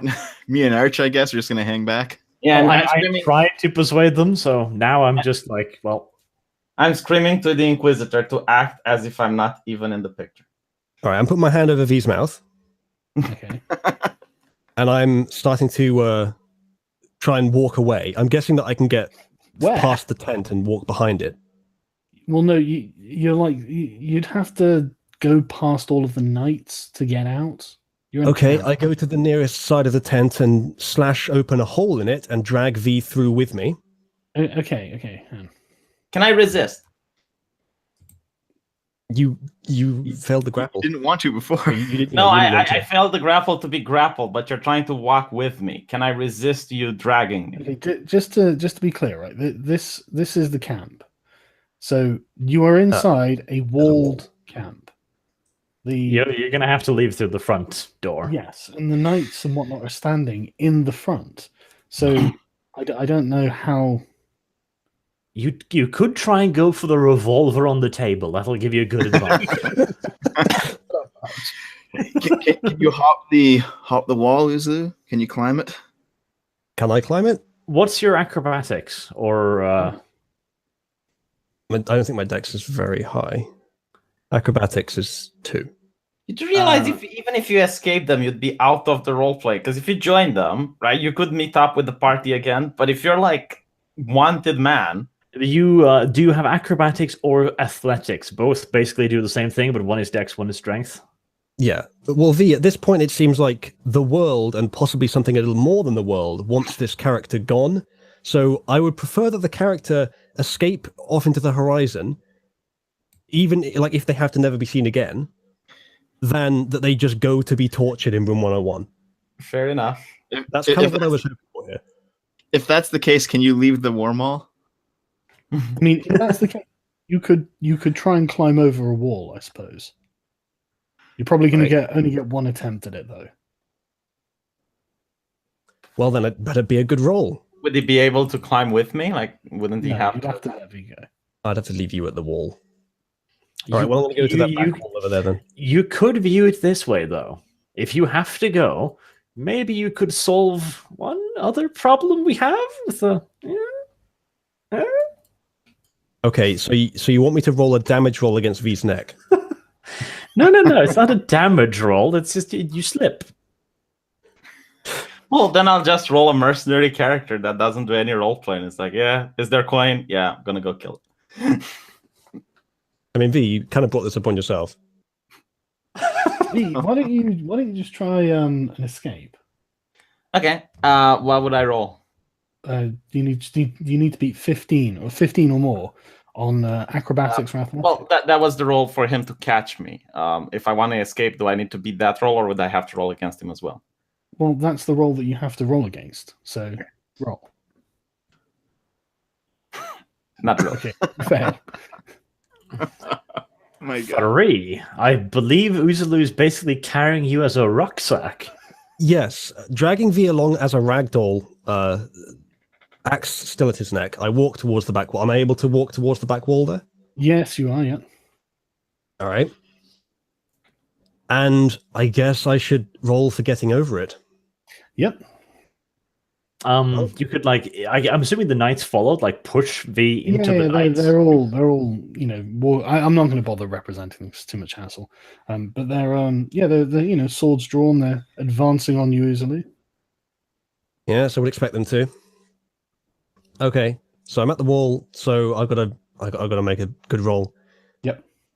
I'm not gonna let V run off. Actually, you know what? Am I able to? Why don't you use him as Whack like a weapon? If I push him into them, they're not going to care enough. They're not going to Grab him by the ankles and just like swing.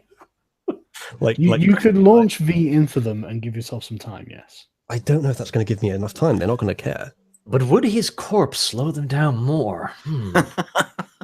His corpse would certainly enthrall me more. They might slip on the blood. I'm just saying. Listen. Sorry, Arch. I might roll a noble. Just so you know. Which would be awesome, honestly, because then we could you could roll my noble brother and that'd be specialist shit, because then I'd actually back you up since it's literally in my backstory. God, it would be hell. Here's what I'm aiming to do. I'm going to try and climb the wall, but I might fail the roll. So if I do, I want to be able to retake V as a hostage. So my plan is to concuss him for a turn by hitting him on the head. And then if I fail the roll, I can just pick him back up and try again. You're not going to be able to concuss V. So. Wouldn't it be 2 actions if you do that? Yeah. So I mean, if you release V and try and go over the wall, then V's free to act as it wants. Yep. So I guess I got one chance, unless I want to fight and get past them. Isn't there some kind of stunning strike? No, that's for the monk. Shouldn't he roll for initiative? Like maybe he doesn't even have time to do any of this. No, they're letting him take the initiative. I mean, I'm surprised they're even just letting this happen instead of going well, it's just an acolyte slash. Yeah, even though I asked them, it's like, just do it. Do it. Okay, but what are you doing? If I get out of this, right, my devotion to the faith is probably going to be noticed by an inquisitor. Which is what I'm trying to get out of it. Also, you were also touched by a heretic. You're not the castless, mate. This is not India. I don't know. If he rubs suggestively against your back, it's All right, well, I'm going to make the roll. There's nothing else for it. I guess I'll just push V at them if there's nothing else to do with him. Mm-hmm. Use him as a tool. Can I try to make sure I don't hit any of the knights as I'm being pushed? Yeah, if you want to make an acrobatics check, V. Let's see. Yeah, he shoves you, but you regain your footing easily and just step to the side. Uzlu, are you trying to get over the wall? Yes. I look shocked, absolutely shocked. Well, I didn't work to get over the wall. Like 4 knights descend on you and grapple you. I cross myself as this is happening. You want to try resisting them? Do they have 4 times the roll that I do? Yes. Well, I don't suppose I can take some sort of other action while they're doing that. No, you've got you can either let them grapple you or try and resist. So might as well. You might roll a fucking natural 20 and have another chance at the wall. All right. I mean, it's better than the alternative. So what I roll? What would that be? Athletics or acrobatics, whichever one you're best in. Which would probably be. Well, that was even worse. Yeah, no, they just jump on you. And to be fair, if I died, it would have been cool. Because if I roleplayed Arch's brother, I wouldn't have to undermine him. Because I wouldn't be part of the church. I would just be a noble. You don't have to undermine Arch. Be flat out. His goals are different than the one of the faith. Like when we're dealing with peasants, he wants to use them, and I want to treat them like humans. Like our goals are not aligned. Wants to treat them like human. I believe point 5 is refuses to help the poor who are in need. I hope you're writing all of these things down. Oh, certainly. But right, okay. So the knights take you, Uzlu. They tie your wrists together behind your back, and then they frog march you out. I go up to the Inquisitor. I cross myself, and I thank him for this gesture. I also do say that he just dismisses you by saying, "Go back to your church, acolyte." And then I take a long bow. Come on.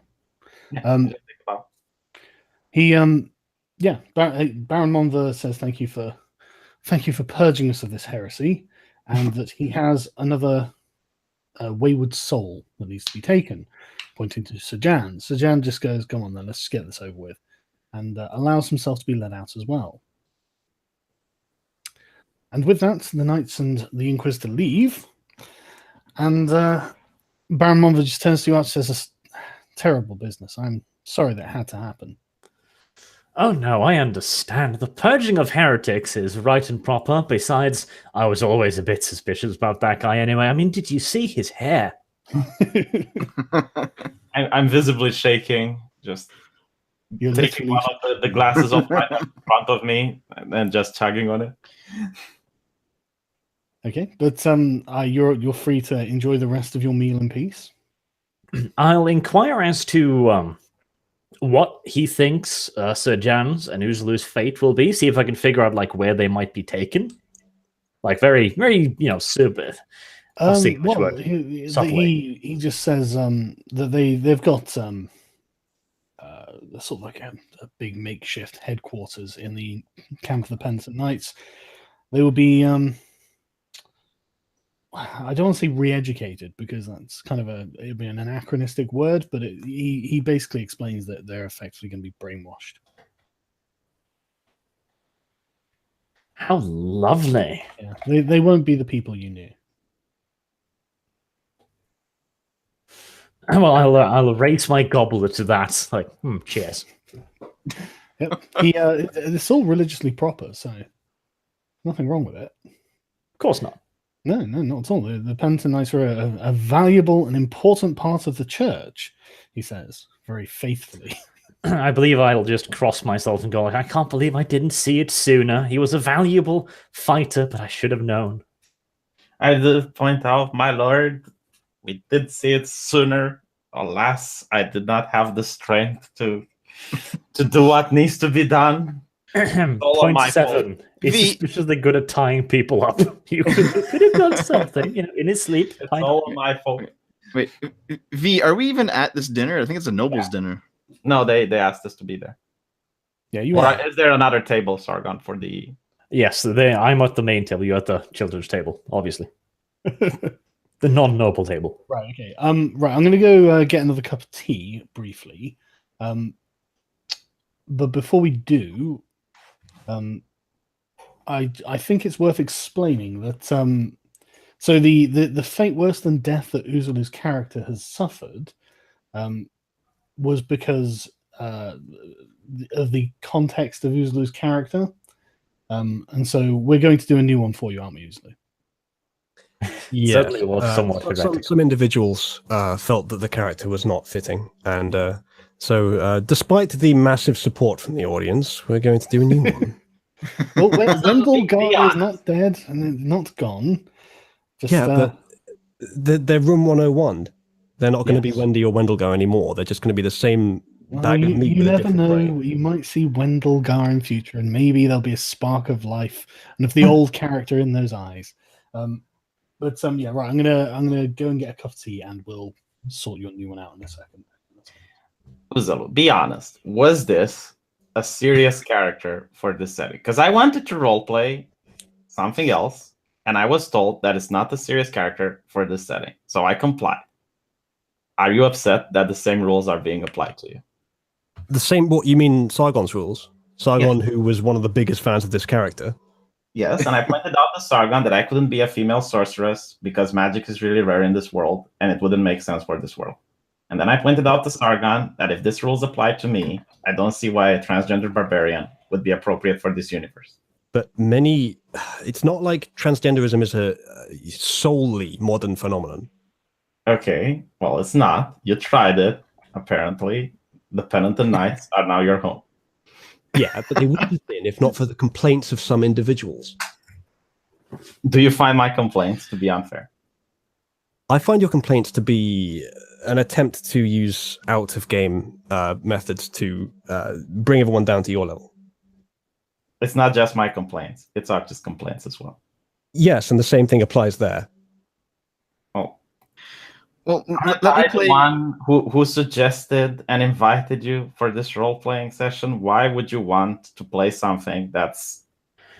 To be fair, I want to clarify my position on this.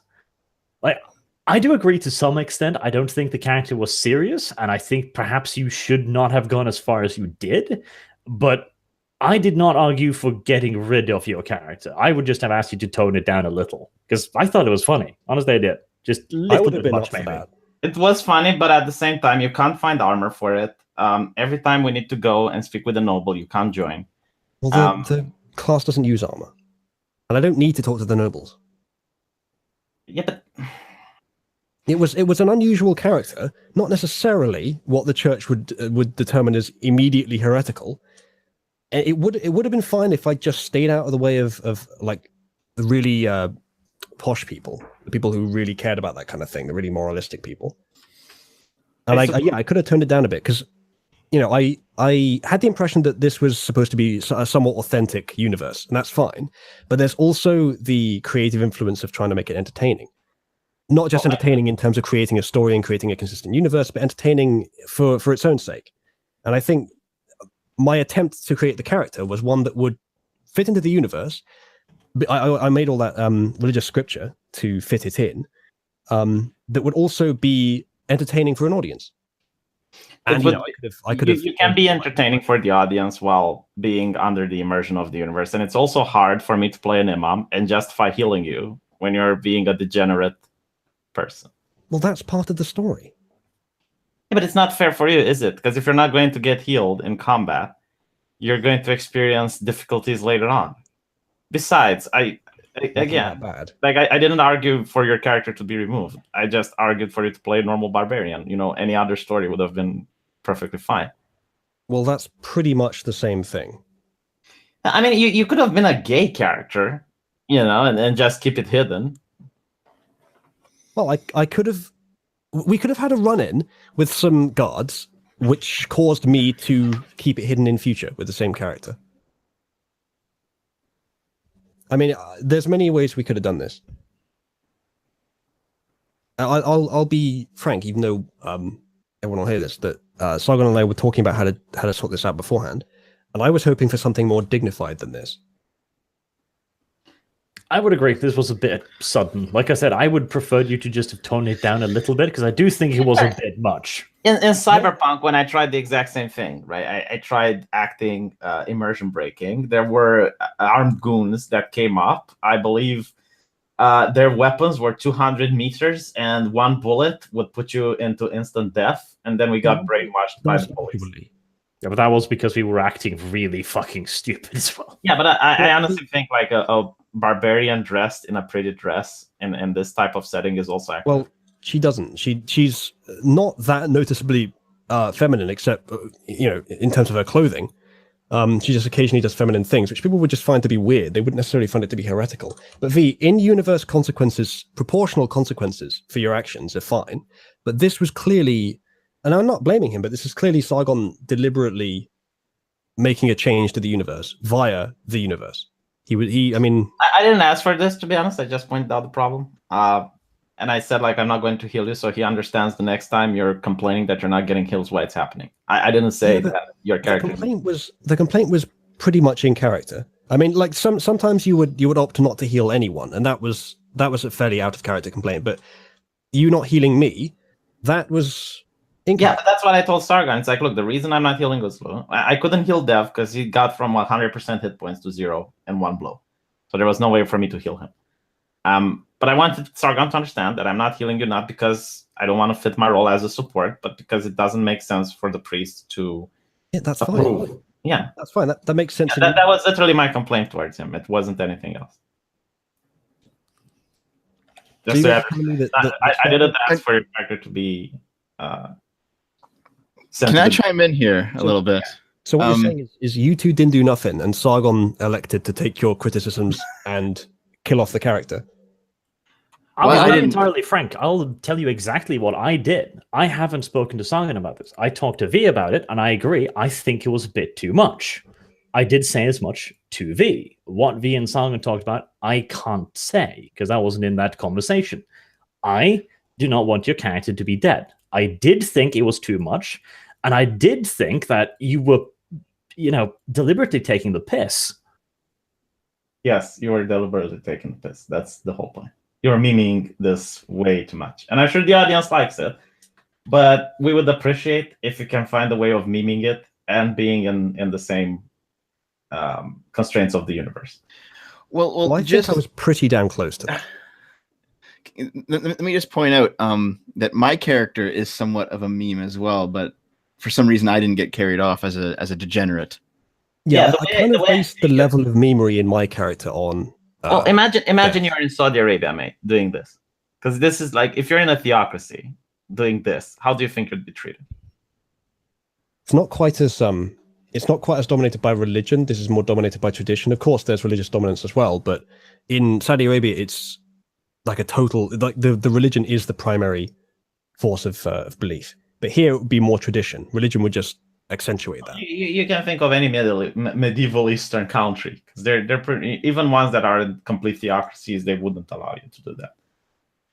Well, if it was normal to see half-naked barbarians walking around, not necessarily normal, but not heretical either, then one that had chest armor that could be mistaken for bra, braided hair that was of an odd color. I mean, other than anything overtly feminine, you wouldn't necessarily call it heresy.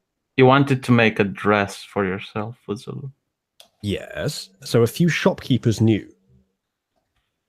I think a lot of them, we went to quite a few, if I remember correctly.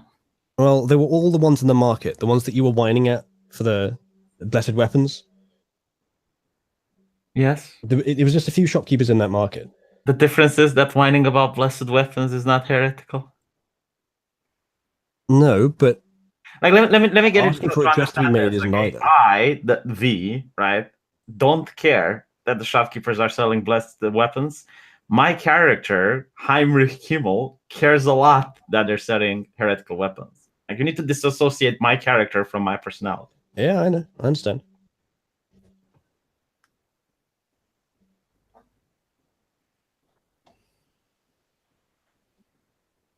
Well, regardless any quibbles and drama over that, you'll be delighted to know, you guys and the audience, that I'm not actually leaving the campaign.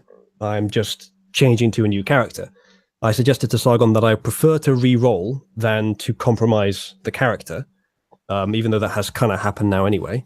So I'm re-rolling as a... I think the plan is as a paladin right now, because we need someone with a lot of health. Paladin. You should re-roll off one of my family members, because then we can be best of allies. I could go noble.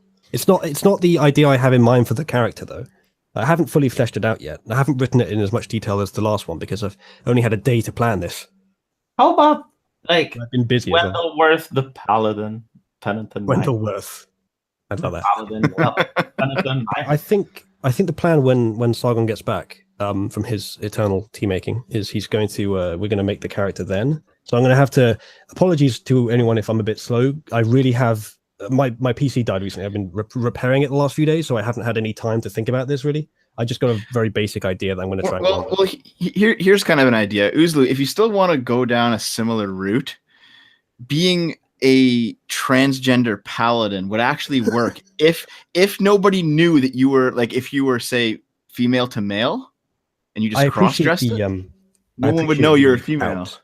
I appreciate it, but I've done that, and it wasn't appreciated, and I don't really want to have a character trait that I can't display.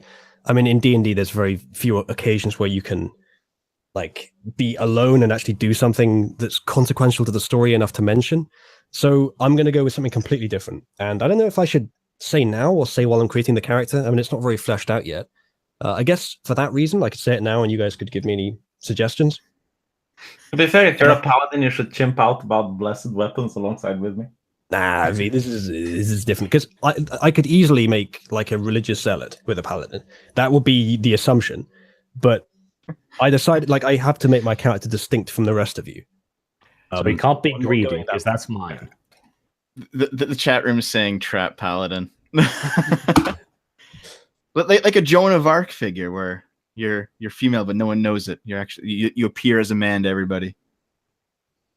Right. So did we get the drama out of the way? Yes. We put it to one side for the purpose of the story. Yes. Okay. Good. I'm still making coffee though. I'm almost done. Right. Okay. So Uzulu, do you want to make a new character now? I guess so. When would he be introduced? Straight away? I can introduce you straight away if you want. I actually have an opening for you. So you got an amazing super chat that finally points out what you're doing. You're not going for tea, you're going for a twank. A tea and a wank. Pastéis twunk. No, I went for a tea and a cigarette, but right. Revenge on V by creating female paladin with enormous knockers. Enormous charisma. That would be the best revenge. Every time V wants to do something, you're just like, I happen to be of exact opposite objective. Well, it is a paladin. I think charisma's the main stat, right? It is. It's your spellcasting stat. Right. All right. Okay, If I could, get access to the character sheet, I can do stuff. I don't have, unfortunately, I don't have a ritualist art for this yet. I'm No, already we don't telling have it him yet. what you need to look like. Very good of you. You should have control of the character now. I seem to. Cool. Okay. Do you want to roll 46? So you got some Alrighty. stats. So roll 4. Do you want me to see the character sheet? Yeah. Sorry, I thought I did. I not? Doesn't look like it. Okay. No. Right. Hopefully this is right. Should be able to see it now, Dev. Yep, there it is. Right. So you've got a 9. I'm not able Did we to lose the edit mace? the, God damn it! Did we lose that amazing mace? Can you not take it away? Like, could Arch say, oh, "This is my property"? I want the mace. I'm a dex fighter. Jesus. No, so that Uzulu's Roll next paladin one. can get the mace. V, do you mind knock it on the head for a minute? Right. Uzulu, yeah. Do you want to roll your next set? Yep. How many of these am I doing? 6. Okay. 2, Okay, so that's 12. 3. Ooh. That's not as good as you think. 13. Oh, right. Yeah. 4. Fucking hell. Uzulu rules another Uzulu character. That's not so bad. 5, 6. Jesus. Goddamn. These are some bad rolls. Okay, one good one for the charisma, 20. Oh my god, that's actually such a fucking terrible set. You can roll again. How many times shall I roll again? 6. I mean, that is subpar on like Yeah. 4 out of 6 stats. Yeah, that's a really bad set roll. Right. All right, that's a bad start. Well, And it 10 continues. 2, another bad one. That's another 10, I guess. Okay. 14, Slightly okay. 4, Okay. 12. Better?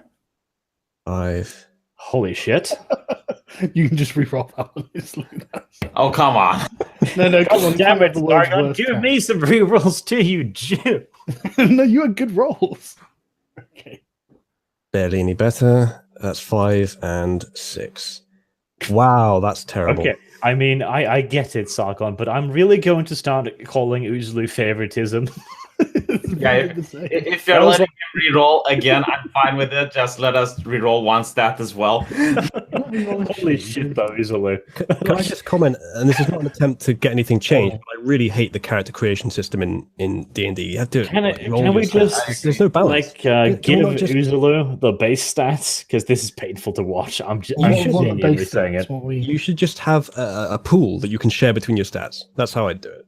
Maybe a bit of randomness, but mostly it should be pool based. I'll look it up. Like, it's not a complete pool. Like, you don't have X amount of points, but you have a set of points that you can send out to whatever you want. I'll look for it. Give me a moment. Yeah, okay. You dig it up because I've never seen a set of rolls so generic. Like, no, Can I just take? I mean, this isn't the first time. This is the third set of rolls. Can I just take like the best 3 and then 2 random ones? hang on a sec. Oh, sorry, there's 6, aren't there? So the best 3 and then 3 others. I don't know, like I prefer not to enter into this campaign with a terrible character. I mean, my best roll was 15, which is If not your great. character ends up being better than Okay. me after those rolls, I will protest. The standard set of stats is 15, 14, 13, 12, 10, 8. And That that's is way like better the- than anything I got. That is the base level stats that you get just from the book if you don't want to roll for them. I'll All right, and post is it them in possible to the- redistribute any of them? Here, that's like the base level stats. In the Google Hangout. And so those are fixed. I can't then redistribute them. Yes. I mean, they aren't fantastic, but at the very least, it would basically bring you up on the same level as me, basically. We'd be roughly equal. I'd be a little better, but you'd be better than what you are now. Let's say it like that. Just to answer Guy Gears for president, I just have rollies, mate. But anyway, so yeah, what was? Did you find a link to the new Yes, method? in Google Hangouts. The numbers there 15, 14, 13, 12, 10, 8. Those are the stats lines that the book gives you if you don't want to roll for them. And you can then distribute them to whatever you want. You can take those if you want to, Zulu. Is it that or the last set of 6 I rolled? Yeah. Well, then I guess I'm taking that. Okay. I think that's better than all the possible rolls. Also, remember you get +1 to each because human. Yes, that is handy. Which means you get 16 in your main stat, which isn't bad. It's tolerable. Remind me, what's these charisma? A lot. He rolled like a 19. 19 Well, is my dexterity. Oh, right. Fuck it. Which, Yeah, which I would love to switch around if it would ever be possible. I forgot. Charisma cleric. If there's now a should go time with when I Andrew, could make a case. All right, guys, let's do Uzula's character. As I mentioned to the audience, Ion, I have a very minimal idea of what I'm going for here, so I might have to figure some of it out as we go along. So I'll enter the stats then. So, 15, 14. You'll need fighting stats and charisma for the Yeah, let me have a look at the Paladin's page quickly. And Your main stat, charisma, is for spellcasting, and strength would be probably the one for weapons / armor. Yeah. Decent constitution would be good too. The wiki says wisdom and charisma. There's your saving throws. I don't understand what that means. Yeah, don't worry about those for now. Okay. Yeah, I think constitution is going to be important because my role last time was sort of as the tank. Yeah, don't worry too much about that. I can tank, so if you want to go for a bit more strength damage, because you will get higher armor class, that's also... If we could eventually get you in plate, that would make up for a lot of lacking constitution. That's true, actually. It's a good point. You don't want to drop the constitution too much. Yeah. So Arch, would you say strength as the highest or charisma? I'd probably say, out of these current stats, I'd probably say do charisma first, because it's going to be ages till we actually get you in plate, and you can buy ability score improvements to bump up your strength. I'd point out to Zulu that most of the paladin spells aren't direct damage. You don't get people to roll against them. Most of your spells are buffing spells. Yeah. So while you do need charisma for the few damage ones and debuffing ones that you have, the main stat, if I were you, I would put it in damage and strength. Yeah, I would put 15 in strength too. You're more of a support spellcaster rather than like a direct spellcaster, like a cleric. Right, so strength, constitution, charisma, or strength, charisma, constitution? Strength, constitution, charisma is what I'd go for. 'Cause, I mean, you'll have 14 in charisma anyway, and that's not a bad score at all. That's true. Okay, so I'll enter these with the 1 already added. So 16 for strength, 15 for constitution, a 14 for charisma, and then I've got a 13, an 11, and a 9. What do you 13 in wisdom? Put the 11 in dexterity, I would say. Intelligence the lowest? Yeah. Right. I mean, that kind of goes along with the image of the character I have. So that's good. I see where you're going with it, I think. And but yeah, yes, I'm rapidly oscillating. That's a perfectly solid paladin. All right. For anyone wondering, I'm mostly going with the paladin because it seems like the only thing that can do an equivalent job to barbarian without just being the same thing again. So, yeah. It's also a lot more like pro-campaign. I mean, yes. like, this strikes me as the sort of character that probably wants to go on a crusade. Yes. Especially when I start telling you about his qualities. Right, okay. All right, so... Right. Okay, so what else? So you have proficiencies in all armor and shields, simple and martial weapons. Am I entering this somewhere? Yeah, it's a little checkbox.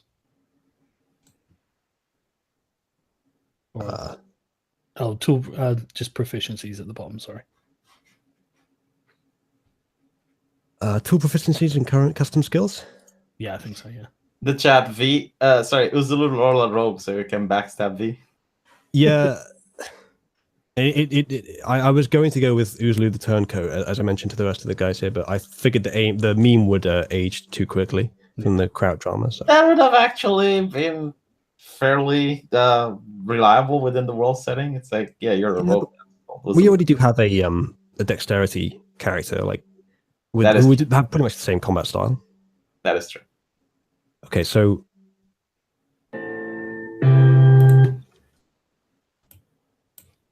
am I just entering these one by one and Yeah. Just tool proficiencies for now. And then on your skills, you can choose from athletics from athletics, insight, intimidation, medicine, persuasion, and religion. Yeah, I saw those. What does insight do? Sorry. Good question. You can tell if a person is lying. Well, we have something for that already. Yeah, we do. But I guess if they manage to get a charisma saving throw against it, then yeah. And if for whatever reason your character should happen to die horribly, it is not only that. It's like sometimes I can't cast spells. Like if we're in a crowd, or like people will notice that I'm trying to interrogate them. While you could do it in a conversation with insight. Do be aware that intimidation is charisma in this, not strength. Yes. Which I also have a problem with. And also to be aware that Sargon considers any form of intimidation as being an aggressive action. Well, it is an act of aggression. Well, if I'm a really muscular guy and I just get up and look, angry towards the person, it's not going to get them to attack me if they get intimidated. I didn't say it would necessarily result in combat. I said it was an act of aggression. It is, even if you just look menacing, it is an implicit threat of violence or something. It can also be funny, like if a really small dwarf is I'm going to kick your ass. Like he is trying to intimidate you, but you're just going to laugh at it. I guess it's a little bit more nuanced, is what I'm trying to say. Intimidation doesn't just have to be strength; it could also be a matter of status. So I think maybe the D&D system is too simplistic, but I guess they're trying to streamline it. So, do we know what? Insight will help you see lies. So, medicine could be handy, except that I think I have healing on my character, don't I? Yeah, frankly, in a world where healing spells are available, medicine is less useful. True. I guess it could heal things like diseases, though, if we ever get anything like that. I just realized when I was a kid and I was like, I'm going to tell my mom, that was an act of aggression. Yeah. But V can do all the healing, so you don't need to worry about that. You'll have spells anyway. You're a paladin. Yeah, I do. I will get a healing spell. So if V deigns to heal me, I won't need to use them. No, I will heal. Yeah. I guess intimidation. I think that would be a good one for this character. And I'm torn between athletics and insight. Having athletics is really useful because it allows you to be maneuverable. Yeah, it would be very useful for combat, I guess. I'll go with the athletics then. What do I tick those boxes in the skills? Yeah. And they give me a bit extra. Okay, that's great. So intimidation, there we go. I don't think anyone else in the party particularly has. I mean, actually, V, you have intimidation, don't you? Yeah, I have charisma, but I don't use it because it's really dangerous. He's got persuasion, I think. Oh, well, yeah, okay. But he has he could do intimidation if he needed to because he already has a lot in that. Yeah. Okay, I mean, you're going to be better at it with a +4 bonus. All right. He's got more bonus in charisma than me. What? No, in intimidation. Intimidation is a skill. Oh. And you could get insight as one of your backgrounds if you're willing to game it a little bit. Possibly. Yeah, I haven't thought at all about the background, actually. I've just thought about how the character ends up, which we'll get to in a moment. So, should we do hit points next? Yes. Well, let's do your leveling first. Start you with the so same amount of experience. So you're level 3. Right, so your proficiency bonus is +2.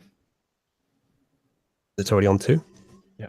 and you have 3 first-level spells. I'm gonna give you the. Does he? I gave you the wiki. Yeah, from level 3. I've got 3 slots. Mm-hmm. First I level thought you slot. could access to all of them. Yeah, but he has 3 spell slots.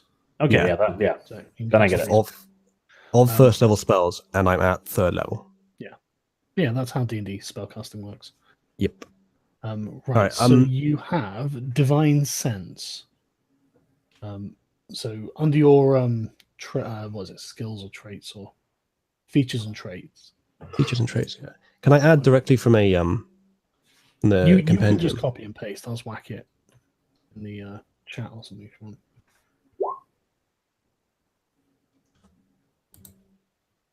I can look it up. Oh, thank you. Right, copy that in. Adding all of these that are on the table there. I think can you not minimize them? Yeah, you can like click on them to hide them. Okay, that works. So yeah. That Yeah, does that same thing for me as well. Okay, yeah. So you've got Divine Sense, you've got Lay on Hands, which is helpful. Yeah, that's my main healing spell, I think. Oh yeah, they get that. That's.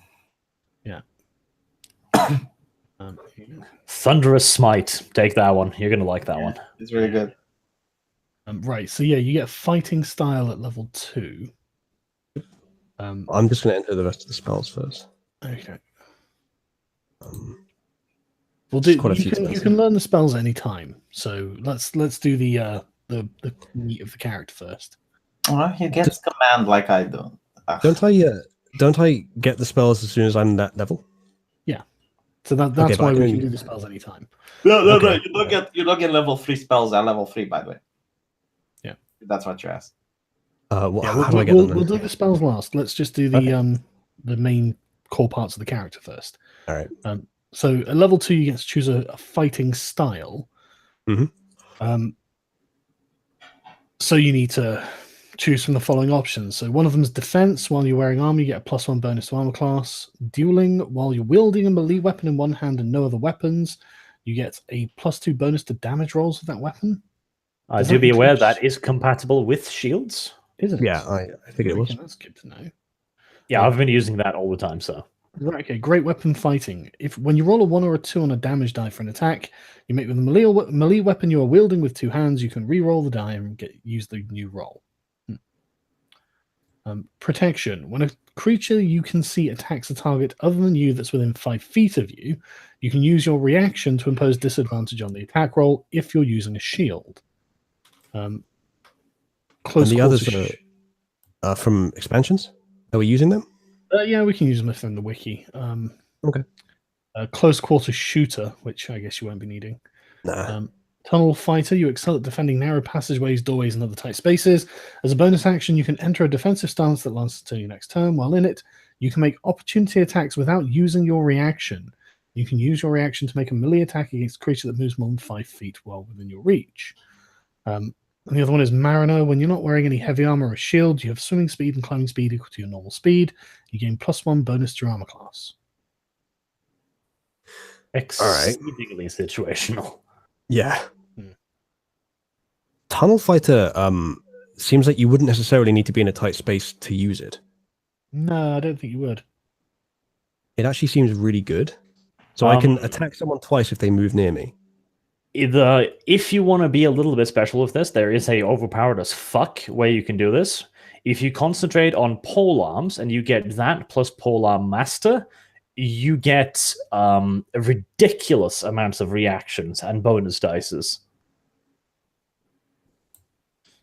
Well, I don't know if I want to game it, but I guess you guys kind of did a bit. It's only if they move, so and you've got to be in your defensive stance. Yeah, but you have reach. You can actually attack them over one square. If they want to attack you back, they have to give you a reaction shot at them. I have to say, I was thinking of going sword and board, but I do like the idea of reach in this game. And I was going to do that with the last character, but I could go for a reach weapon here. If Sargon allows me to have that at the start, that is. It's not hard to get a polearm weapon of some sort. Okay. Um, All right. So, Arch, you recommend tunnel fighter and a polearm? Yeah, Tunnel Fighter, and then you'll take Polearm Master for your first feat, and you'll have a pretty fucking nasty combination. Sargon, you okay with this, even though it's a bit gamey? I'm fine with it, mate. All right. You can take whatever feats or styles or whatever you want. All right, I'll go with the reach then. I think that still fits the character. It actually fits him better than what I was thinking of doing before. Even though I do rather like shields, but yeah, I'll go with Tunnel Fighter. Yeah, write down Tunnel Fighter for your fighting style then. In features and traits? Yeah, it's under features and traits. Here's the... I'm copying it from the wiki at the moment. If that's... Yeah, that's what okay. And when we're level 4, then you can take this one in the D&D group, Polearm Master. That will allow that whenever anybody reaches into your reach, which is 5 feet all around you, automatic opportunity attack. That's pretty good. Was that the Polearm Mastery, sorry? Yes.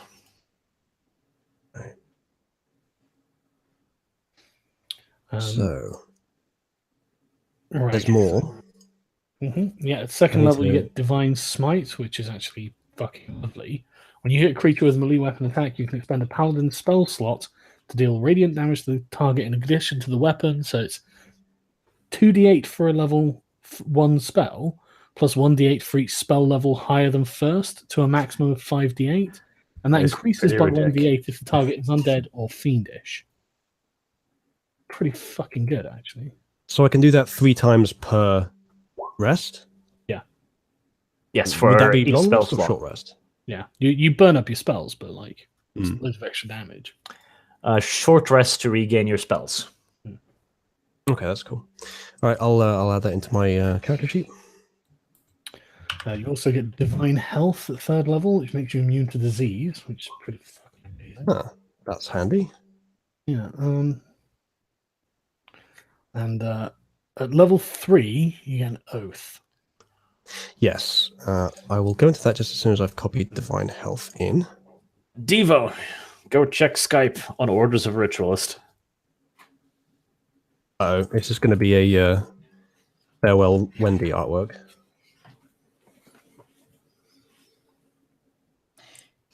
Let's see.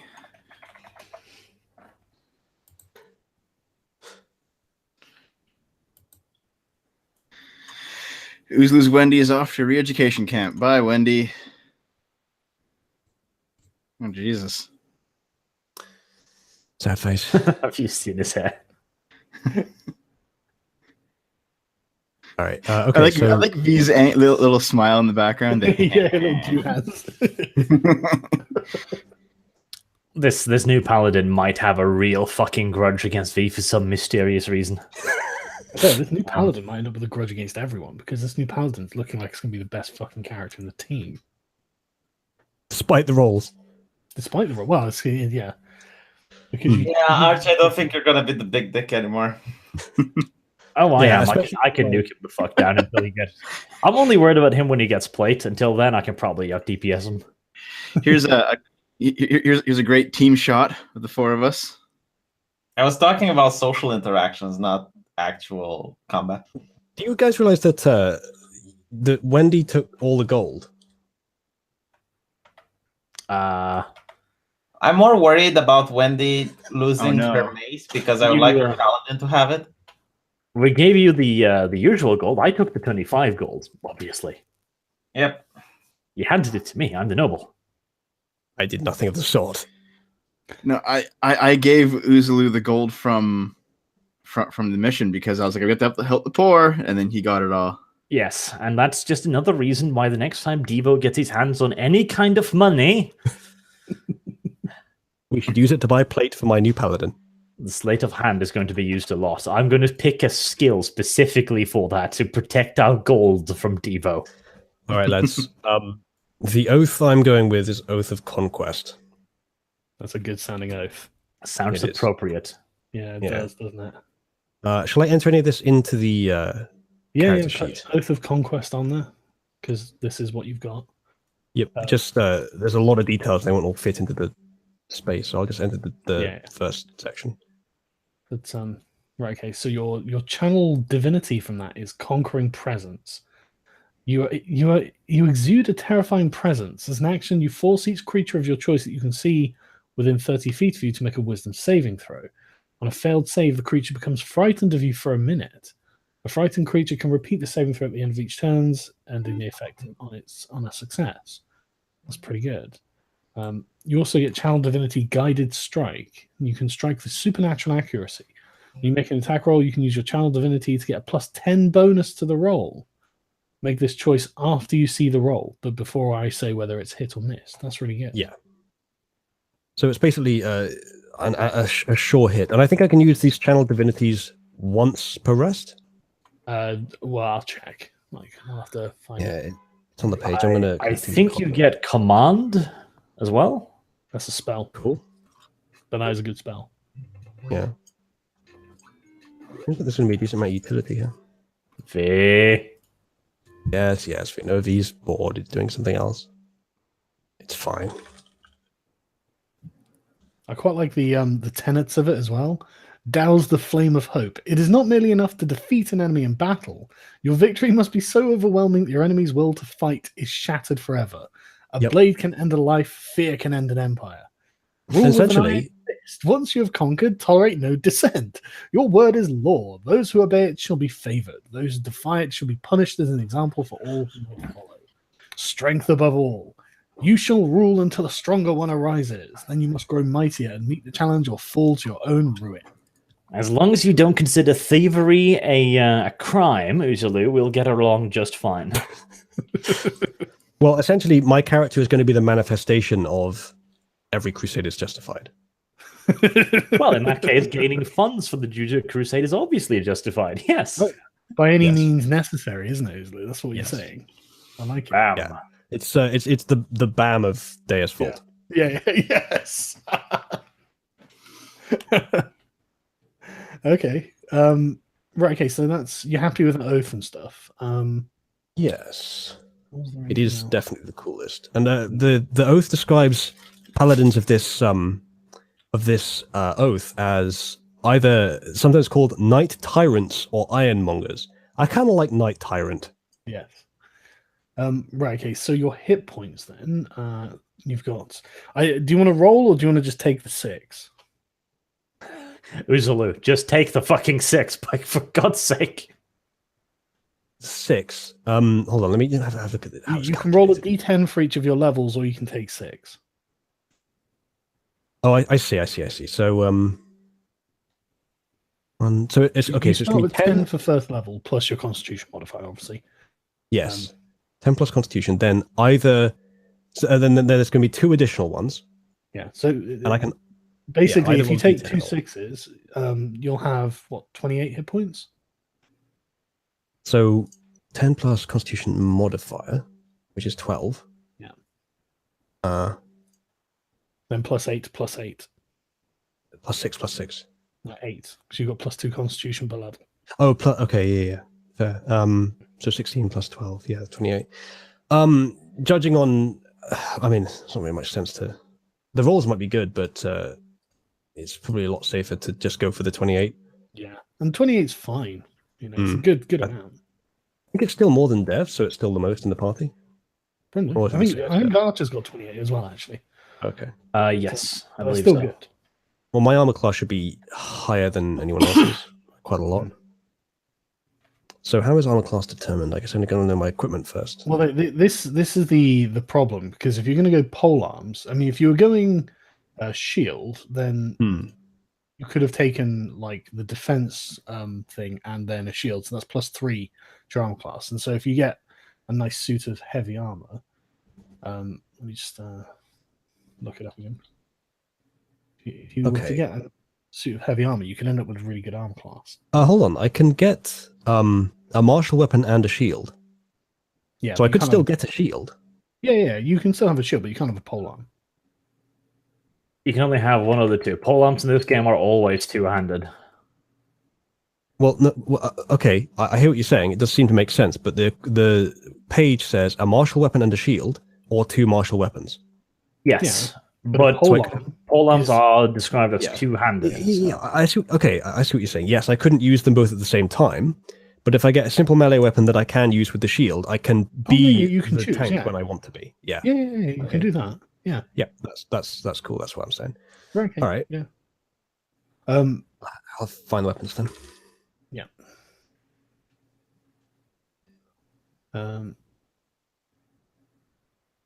So yeah, you start with a martial weapon and a shield, or 2 martial weapons, 5 javelins or any simple melee weapon, a priest pack or an explorer's pack, a chainmail, and a holy symbol. Right then. So, martial. I think we figured out last time that there isn't. You start with chainmail. Very nice. Yeah, that's pretty fucking amazing, actually, given that's 16 armor class. It's heavy armor. All right. So if we're doing weapons, Mhm. I'm guessing that we are not including the ones that are marked as special. Or are we? Which weapon do you want? Oh well, lance is one of them, and it seems to be a bit overpowered, and it has the special marker.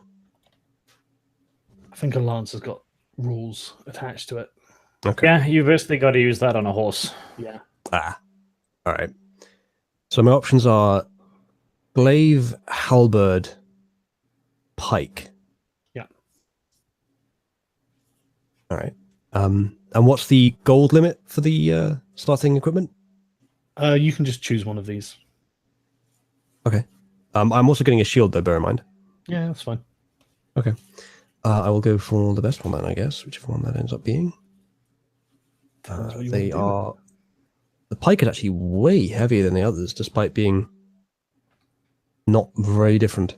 Yeah, that's weird, isn't it? It's cheaper though, so maybe that's why.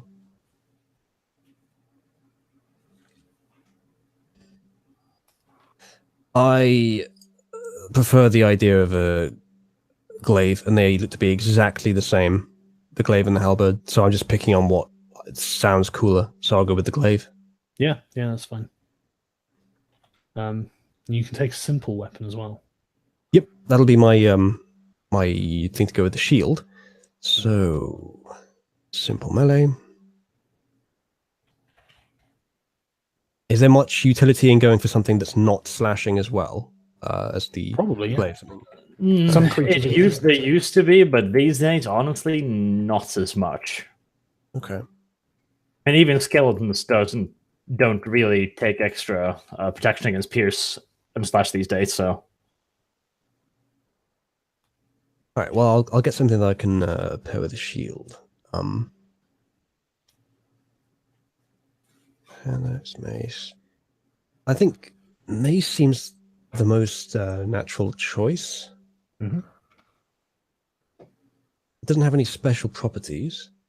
The only other one I would consider really is the hand axe, which I can also throw. I don't know if paladins can throw though.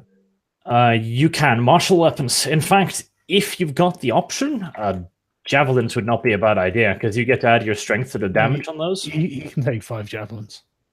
Yeah, in addition. Yeah. Okay, so if I can throw them. But again, the hand axe is just better than the mace.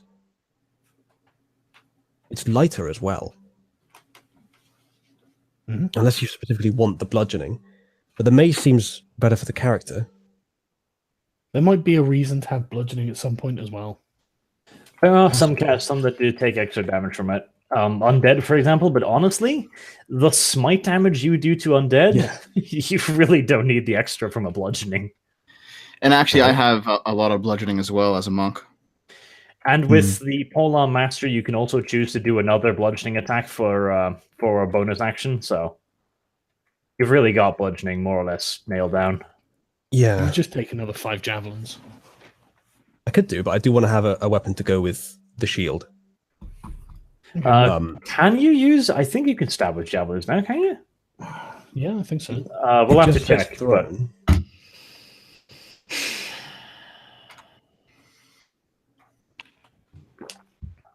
I mean, the hand axe is the better choice, but the mace seems more realistic in universe. Just go for the mace then. I mean, it's not like you're going to throw the mace.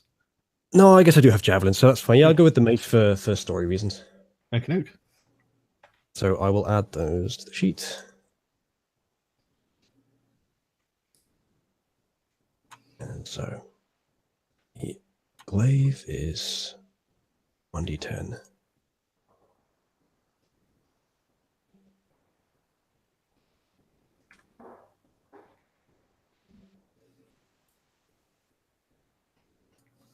And mace 6. Bludgeoning can bypass some damage resistance. I didn't know that. Yeah, I think skeletons take some additional damage from them.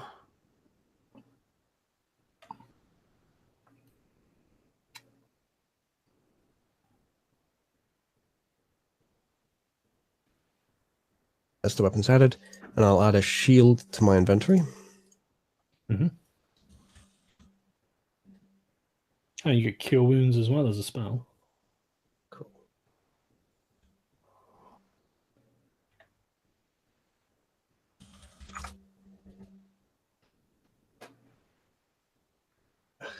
Tap shield in the wiki, it gives you a spell called shield, not the actual shield. Because it's in armor. Yeah. Which they spell without the U. Right. So shield. £6. Okay. I think that's all that stuff.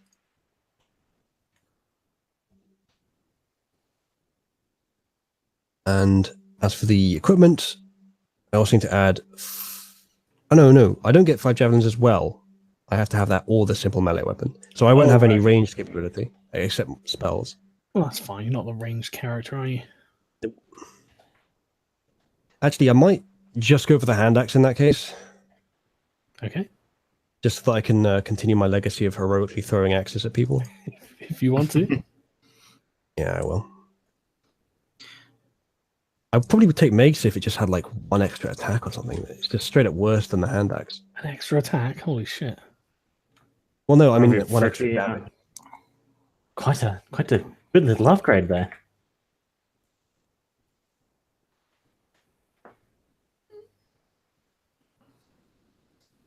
I meant 1 extra damage, not an extra hit. All right, It's good to know that you're a bit more modest. all right, what else do I need to do? Well, just the spells, but you can do them at your leisure. Yeah. All right. That's just there's no preparation anymore. You can just pick them whenever you want, whenever you rest, basically. Yeah. All right, chat. I need character art and a name. Oh my god. I can try and think of one, but if anyone has any suggestions, I would appreciate it. I've given you my suggestion already, but I've got this artwork. Check this out. Go on. I'll post it in the Skype. Oh my god. Oh, the people demand justice. That's literally what's about to happen to Wendy as well. That is horrible, Sargon. How fucking could you? Don't get fucking in trouble and sent to the penitent knights, mate. It's the will of the prophet. Yeah. You know, I'm surprised I didn't get sent off with my multicolored rainbow hair. Because you didn't antagonize V. I don't really view this. I mean, okay, you're a black monk, but you're still a holy man. And Yeah. you're fat, but that's okay. The fatness doesn't matter. People dyeing their hair isn't something that would get you into religious trouble.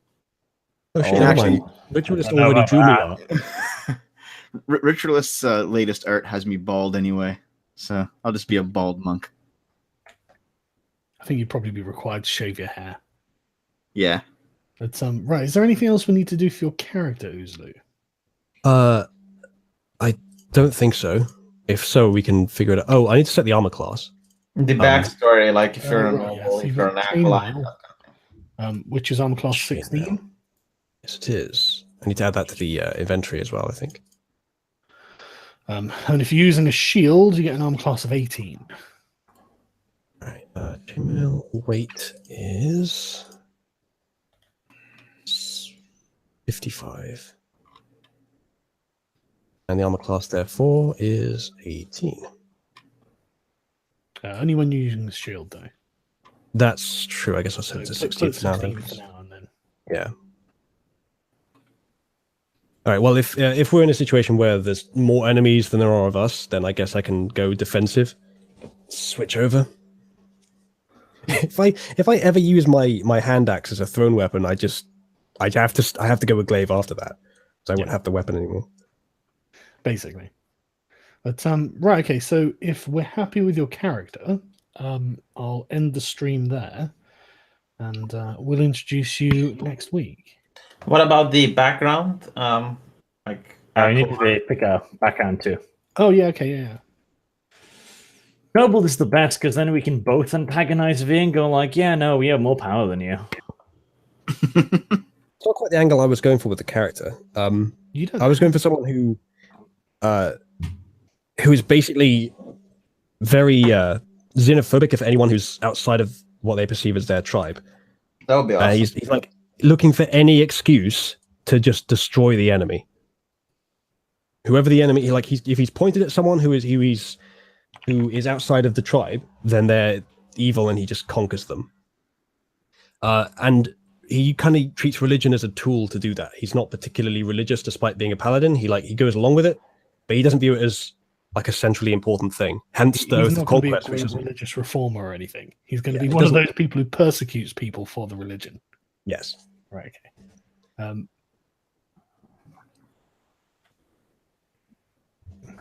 So He's going to be a really kind and gentle soul. yeah, backgrounds. Ritualist made some character art, which I've added to the character, but I might ask for a few small changes, so it's preliminary. Okay, so do you not need to choose a background? Yes, he does. Right, so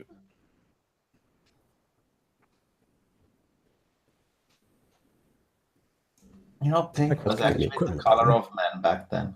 you can choose acolyte, charlatan, criminal, entertainer, folk hero, guild artisan, hermit, Folk hero. What does that do? noble, outlander, sage, sailor, soldier, urchin. they're the choices. Urchin. Well, considering how much you hate non-conformity, use little charm. You're basically a thief if you're an urchin. Oh. Maybe I should look through these in detail and add it in for next time. You should be my need to noble roll. brother. And you should have the caddies, the servants. Are you sure that you can handle having another noble in the place? Well, you'll be my bro, and my fucking special rule is that I family before all, so we can have a natural alliance, and then we can plot to get V executed in the most heinous of fashions. To be fair, at this point, yeah, I would want to be executed because role-playing religious character undermines you, Arch. It really does. You're not role-playing a religious character. You're role-playing a zealot. You may as well go join the penitent knights. You're the sort of person who should be brainwashing people. I know, but the thing is, it's like I can Attempting to. Character I've ever seen in my life. No, actually, that's But not a bad idea. No, hold on a moment, V. Because you're way too extreme for the church, but I'm sure the penitent knight would be like this. Oh yeah, this is exactly what we're looking for. Here's the thing, right? If I'm casting spells from God himself, would it not make sense that I'm a zealot? Yeah, but everybody else is. It's not as special as you think it is. I think that's the We need main. to discuss It is actually quite special. I mean, you guys haven't met any other spellcasters, so. But why is nobody impressed then? When he casts spell, everybody's like, Who yeah, does he cast spells in front of? mostly religious people, he has. Mostly people he's beating the shit out of. Yeah, but he cast spells right in front of the penitent knight, and he was just like, yawn. in front of a penitent knight, did he? Yes. Yeah, in front of Brother Dean. Brother Dean, that was his name. Oh, yeah, okay. But that's different. He was a penitent knight. And he did go up to the bishop and go, like, I can literally use magic. And he also was like, meh. Yeah, he gave me papers. I mean, we haven't run into anyone so far who's been even remotely impressed. Yeah, but what's he done? Used magic? He hasn't really done anything. Like, I mean, he used the Ethan- booming Ethan voice to was try to also not intimidate some impressed. He shopkeepers. was like, haha. having a loud voice isn't necessarily like it's not a fireball, no. But anyway, Can I ask you about the backgrounds? What's the how do I know which ones I can pick, or do you have a well, you list? can pick any one of those, but you've got to roll to find what traits you end up with. And there's quite a lot, because often they have like 2 subdivisions also. Yeah. So is it just this background on the wiki page with backgrounds? There's like 30 of them. I was actually just looking at the manual. Hang on. Ah, okay. I'll give you a link. Oh, I've got it. Yeah, basically. There's Right. more here than there were, but I mean, you can choose any one of Yeah. those. I don't mind. I mean, if you want to game it a little bit, Guild Artisan would be what you want, because that'll get you the insight and persuasion you wanted. Persuasion's not intimidation though. Yeah, but they work on the same thing. So, I mean, they're basically interchangeable. I guess. Yeah. But Guild Artisan doesn't really fit the character, I don't think. Well, folk hero, animal handling. Is V considered a savage yet? Just I don't asking. really want to handle me. Entertainer. You could entertainer / gladiator. You could use performance, I guess. Well, my idea is that this guy isn't just like a horrible, unpleasant person. He's very full of himself and confident, but he just enjoys bloodshed. He enjoys conquest and being the best. But what about the soldier? Mighty. Soldier he- would he- kind of be pointless. It's athletics and intimidation. Don't you have those already? He's too independent. I think independently minded. He'd probably be a mercenary. This guy. Well, you could be a mercenary veteran, but you get athletics, persuasion, gaming set ×1, and land vehicles. You could be a knight, history and persuasion. Though you may need to make sure not to step on my knightly toes. I'm the greedy assholey one. You can be the humble dude. You Sorry, could be an land inquisitor vehicles. if you want. Investigation and religion. If I choose mercenary veteran, do I get a Humvee? No. You get. Oh, that's right, Sargon. How the fuck did we drive the cart? None of us knows how to drive a fucking cart. Well, you drew it slowly using the horses. I guess. I think mercenary veteran is probably going to be the one that fits the character best, but I haven't looked at all of them. It would take me a while to go Have a through look all at them, these. and we can just do it at the beginning of next session. Sure. You can look into them. Do you know what I realized? What? When we rolled my character way back in the day, I didn't really put in personality traits, ideals, bonds, or flaws. All right, okay. I haven't either. I didn't for Wendy. They don't really influence that much. I mean, No? I don't think Sargon asked for them up till now. I didn't Oh, say- okay. We have them. Yeah, I see that you So, two have but them. do we use them? That's the question. I mean, Well, I mean, the only reason why I'm a greedy bitch is literally because my character trait says I think I'm better than everyone. Right, okay. Well, I'm going to end the stream there then, and you guys pick the backgrounds you want for next time, and we will do them next time. All right. Thanks for watching, everyone.